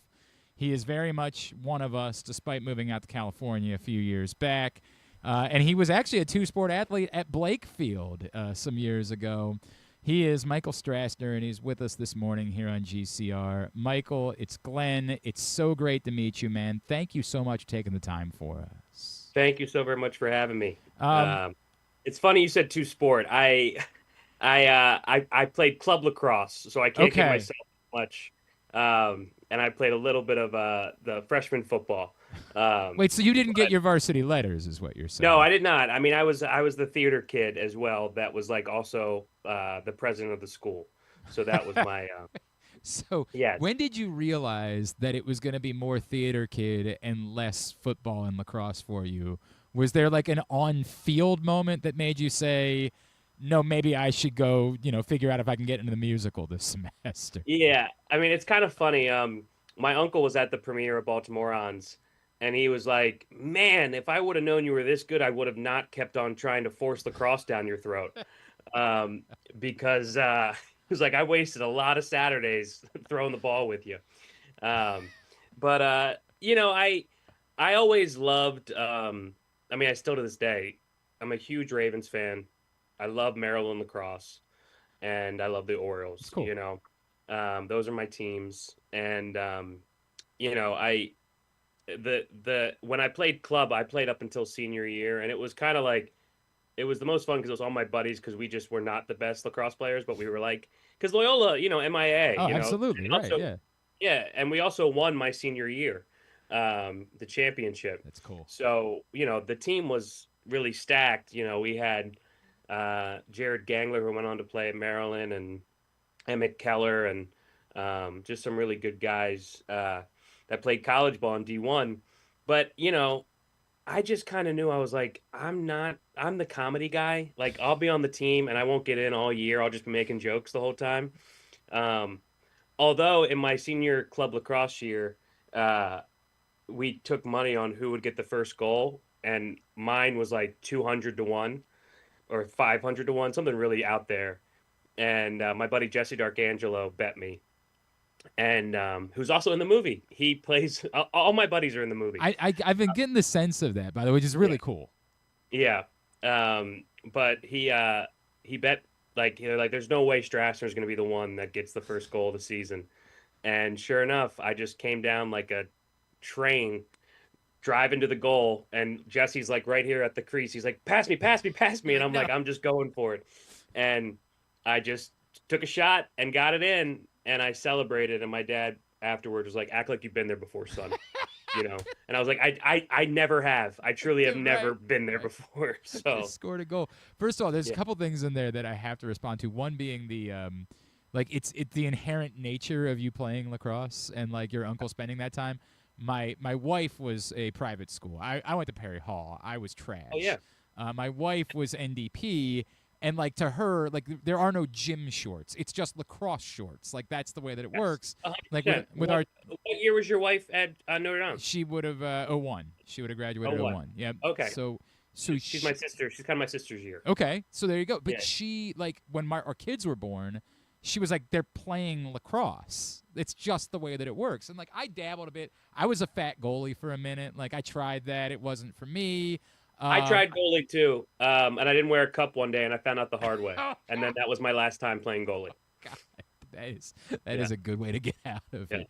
But, like, it's just inherent. Like, my boys, she was going to have them play lacrosse. That was the way that it was going to work because there's just something about, like, the Baltimore private school community that's just what you do. You play lacrosse because they say so.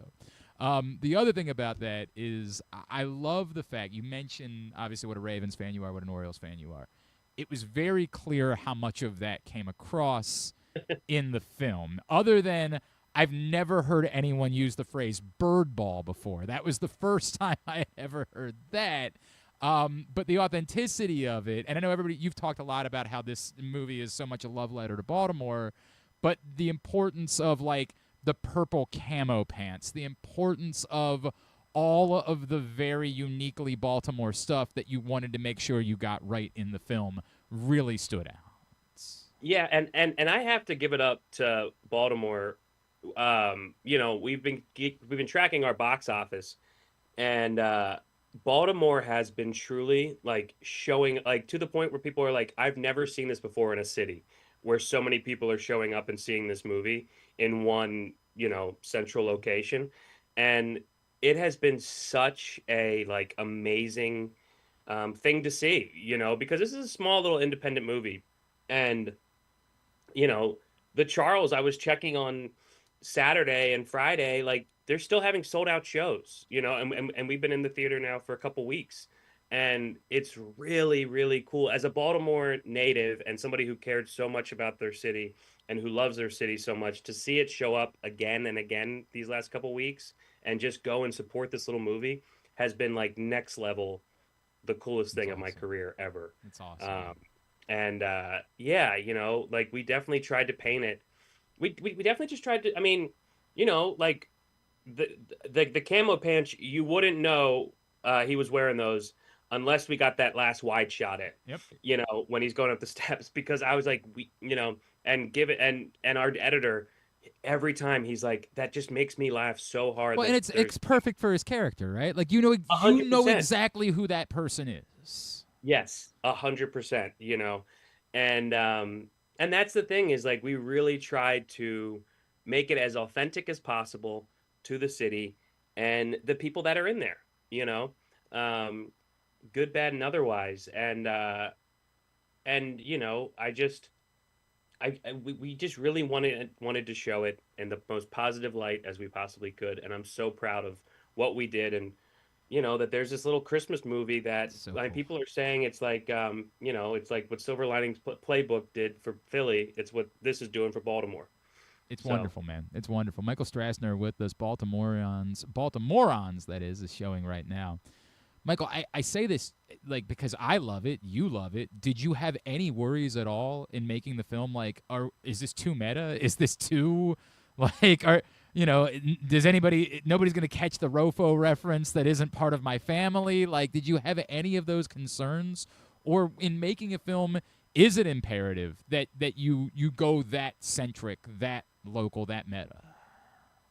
You know, I think it, you know, we always could have, like, I feel like we always can find a way to pull it back in the edit if it's too much, you know. There's ways to fix those things, but I just felt like, and Jay, of course, was like, he was just such a, like, what is most authentic to the city? You know, like, he really was, like, you know, do you guys get Rofa? And I was like, you know. It's where people get the chicken in town. Yeah, it's a fact. It's where we get our chicken and Western fries, you know, like, you know, I don't know, I'm sure there's some people in Baltimore that have it for Christmas, you know, but it was, it's just like, again, it's like, I think he just wanted to be like,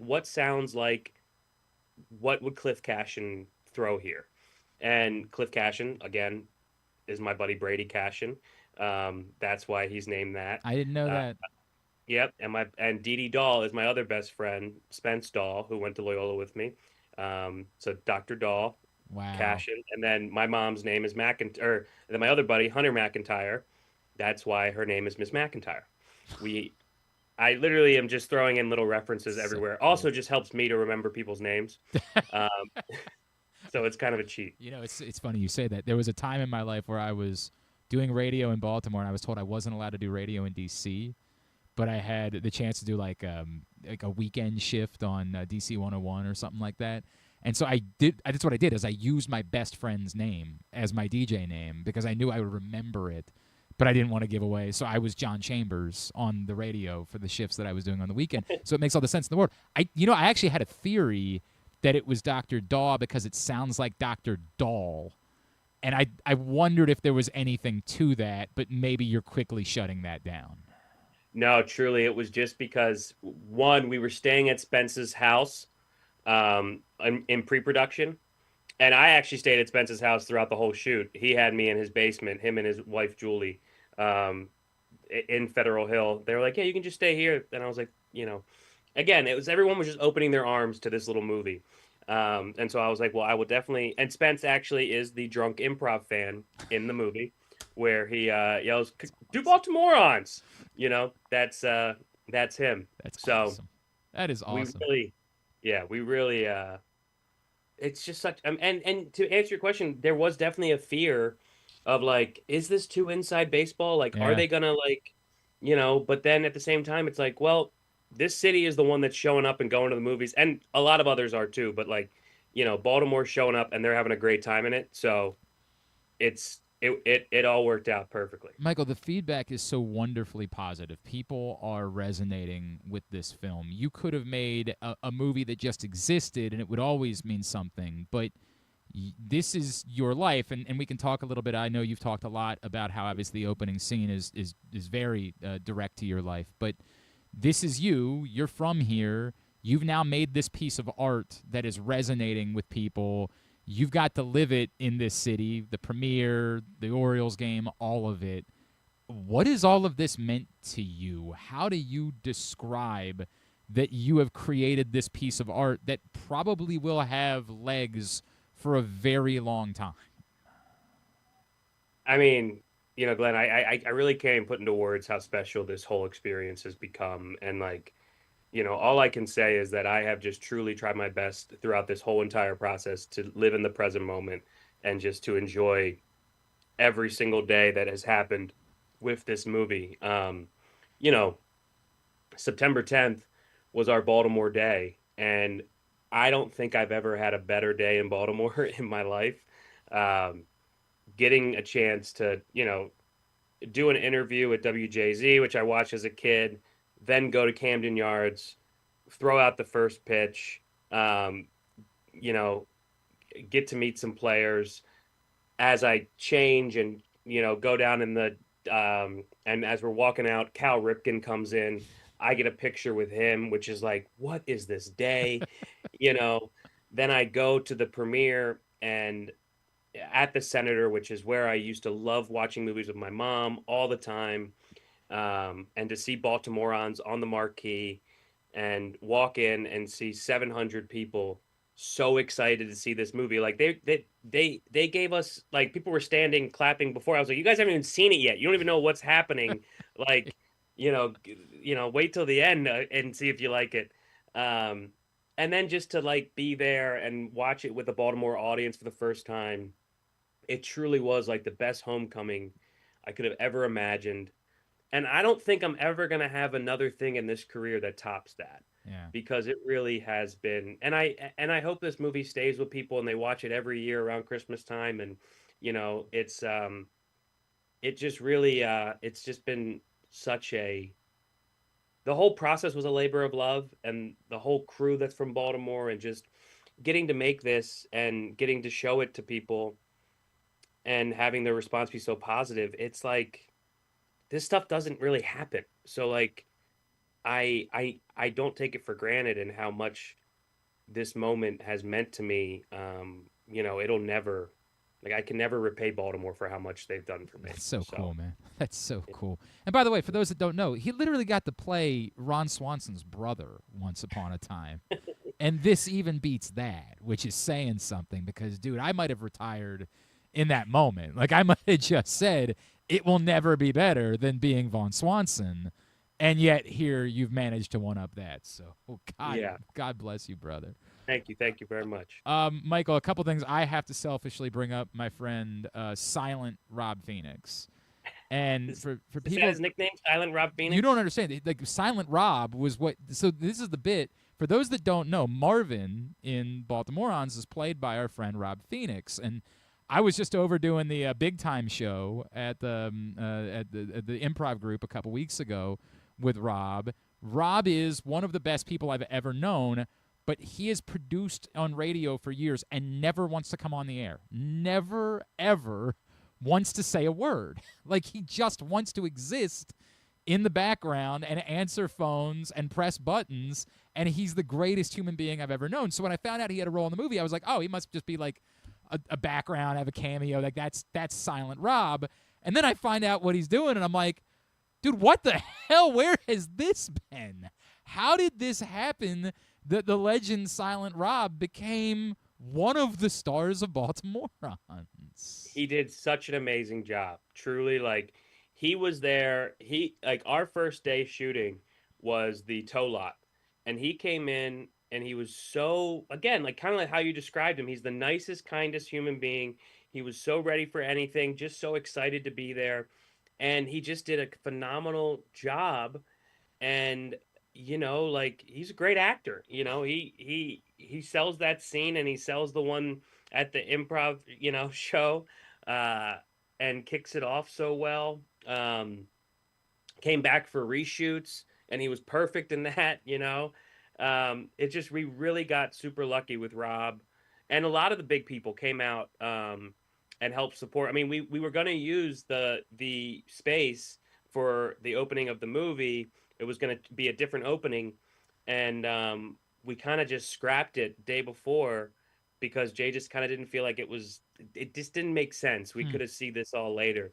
And so we scrapped it, and they were so, like, the whole big organization was so great and so kind with helping us make this movie. And they came out and were extras and did such a great job too. And like Rob, we just kind of I saw Rob at a big show, and I suggested it to our casting director. I was like, can we have Rob kind of audition for this? And he just did such a great job that it was like, that's the guy. Man, he killed. I'm so happy for him, and I'm so glad that he has this because it's awesome, man. It's awesome. Yeah, he's such a good guy. So this is really funny because I know the story. My producer Griffin wants me to ask you about how you got hooked up with Jay Duplass, but I've watched literally like every interview that you've done to this point, and so I know the DM story.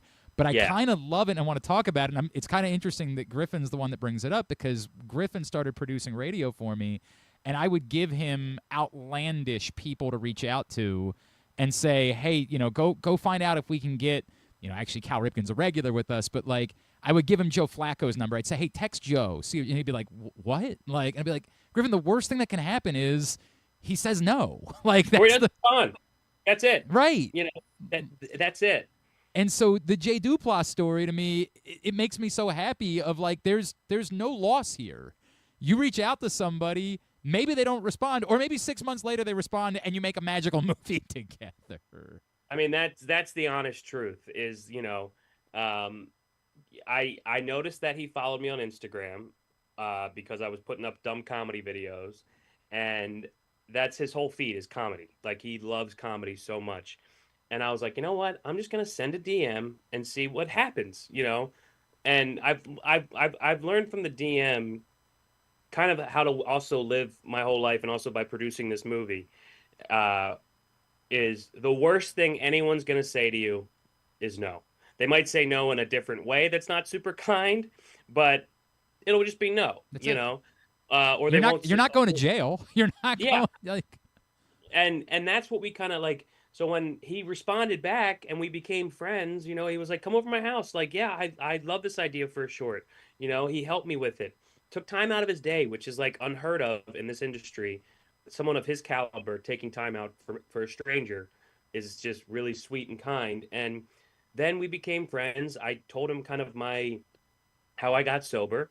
And that's that opening scene that we kind of discussed. And the same way that I told him is in the movie. I said, the only reason why I'm still here is because the belt broke and I was holding a bit of holiday weight. And he laughed a little, and I was like, you can laugh. It's okay. Like, I'm okay. I'm here. And he was kind of plotting this movie. And then 6 months later, he called me and he said, I want to back in someone's life into a movie. You're the first person that came to mind. You want to do it. And I'm like, yes, this sounds incredible. Dave Bonnet, who's another, he's a Calvert Hall guy, so he's a little bit of a rival with me, but he's the best buddy of mine for years. He's also a producer on this. Him and I made a list of all the locations that we had in Baltimore that we could probably, get or also like ask favors from. And some that were not on there. We didn't have a crab boat, but sure enough, ask somebody else in Baltimore how you can get a crab boat. You got one. We end up with this guy, Kelly, who did a phenomenal job. And he's like, yeah, please come over. Like, and that's what that's what I can't reiterate more about Baltimore is literally, it was, how can I help? There was never a no. There was literally, what can I do to help? And that's the spirit of Baltimore, and that's what I love about Baltimore. And, you know, like another location was our dental office. I called up Tom Melanson, who was my old biology teacher. He was sick and tired of teaching kids like me, and he became a dentist. And I was like, hey, is there any way we could use your dental office for free? And he was like, I've always wanted to make a movie. Yes, that sounds incredible, you know? And that's how we made this movie, by literally, you know, making something that Jay likes to call unstoppable, and by just using locations that we had to back in a movie, you know. It's perfect, man. It's perfect. It's a wonderful testament. You referenced there, and you've talked openly about that opening scene. Showing vulnerability is something that we as men struggle with a lot. Did you struggle with the idea that, like, now everyone's going to know this story and they're going to know this about you and it's going to be part of it? Or is that maybe part of, like, you know, your sober journey, that it's better for you in a way that people know this story and know where you've come from to this point? Yeah, I mean, I really have never I mean, since I have talked openly about it, the best thing that's happened for me is the amount of people that have reached out to me, saying that they've been there too. And, you know, like, that is something that is, again, like, better than anything I could have imagined with this. Like, just being able to share my story and help somebody else. That's what this is all about. That's what this whole life is about, you know, is helping others. And, you know, that people know about my past, and that is something that I like to say that I got to go through, you know, because now I truly do not, you know, to make the darkest moment of my life into something so beautiful as this, and that it can actually help people, is, you know, it's the coolest thing in the world to me. Bless you, brother. And I think it's important, you know, like, I mean, I think back in the day, probably growing up in the 90s and 2000s, you know, mental health was not really that much. Kind of, you know, figure it out and get your stuff together, you know. And now I think people talking more openly about their struggles, I think it doesn't make it, one, so scary anymore, two, that you're not the only person that's going through this, and that you can actually get out of your own self by helping somebody else, you know. And that's what I'm really proud this movie has done as well. And, you know, and again, like, you know, since we're ending the September month, and it's, you know, suicide prevention, like, I also love to just tell people, like, I almost missed all of this. I almost missed that great day in Baltimore. I almost missed seeing my whole family there, you know, and supporting, you know, this little movie. And you don't know what's on the other side. And I know right now it might seem really, really hard, and it feels like you can't get out of this hole, but there's a lot of light on the other side. So truly, bless you, Michael, for that. Truly. And we should tell everybody that the National Suicide Prevention Helpline is 988. You can call or text at any moment. And here in Baltimore, if you're struggling with addiction, I couldn't encourage you more to find out about our friends at the Helping Up mission by going to helpingup.org, because they do miraculous work there. Let me end on an uptick, Mike. What could possibly be on the bucket list now? Like, you made this piece of art for our city. What could possibly now be? And I'm sure, like, you know, winning an Academy Award would be cool. Like, I'm sure all that stuff, you know, having a $200 million film. But, like, what, as far as art that you would like to make, what could possibly be, like, the bucket list thing now that you've done this? Well, I'll give you an art one next, but the other bucket list is, I am dying to get on the field for a Ravens game. Oh, I think they'll make that happen. I think. So that is one, you know. We'll put in a word. I'm putting in the air now. I'm going to be home I'll be in Virginia on the 25th. There's a home Bears game on the 26th. I'd love to be on the sideline there. So I'm putting that out there for sure. And number 2 is, I just want to keep making movies in Baltimore and keep, showing Maryland as a whole in movies. And, I got a lot more stories to tell. I want to work with Jay for the rest of my life. That's, to win an Oscar would be super cool, but also just to keep making movies and throwing my friends and family in it and just doing stuff that I love. I mean, I'm already kind of living my dream, and I just want to keep this thing going. So, I think that's probably, because to be honest with you, to sell out the Senator was definitely up there as something that's already so it's like I'm trying to even think, like I guess like maybe the Hippodrome next. And maybe the one becomes so big that they got to put it at the arena or something like that. Yeah, maybe like next time Bruce Springsteen's at Camden Yards, I can go on stage with him. Like that's something. Oh man, Michael Strassner again. It's showing everywhere: the Rotunda, the Cinemark in Towson, the Charles. Baltimorons is a wonderful film. It's truly a delightful, charming, pleasant film that starts from a dark place and is about some weird subjects, but it's just beautiful. Michael Strassner, I'm so insanely happy for you, man. And thank you so much for having me, Glenn. It was such a pleasure.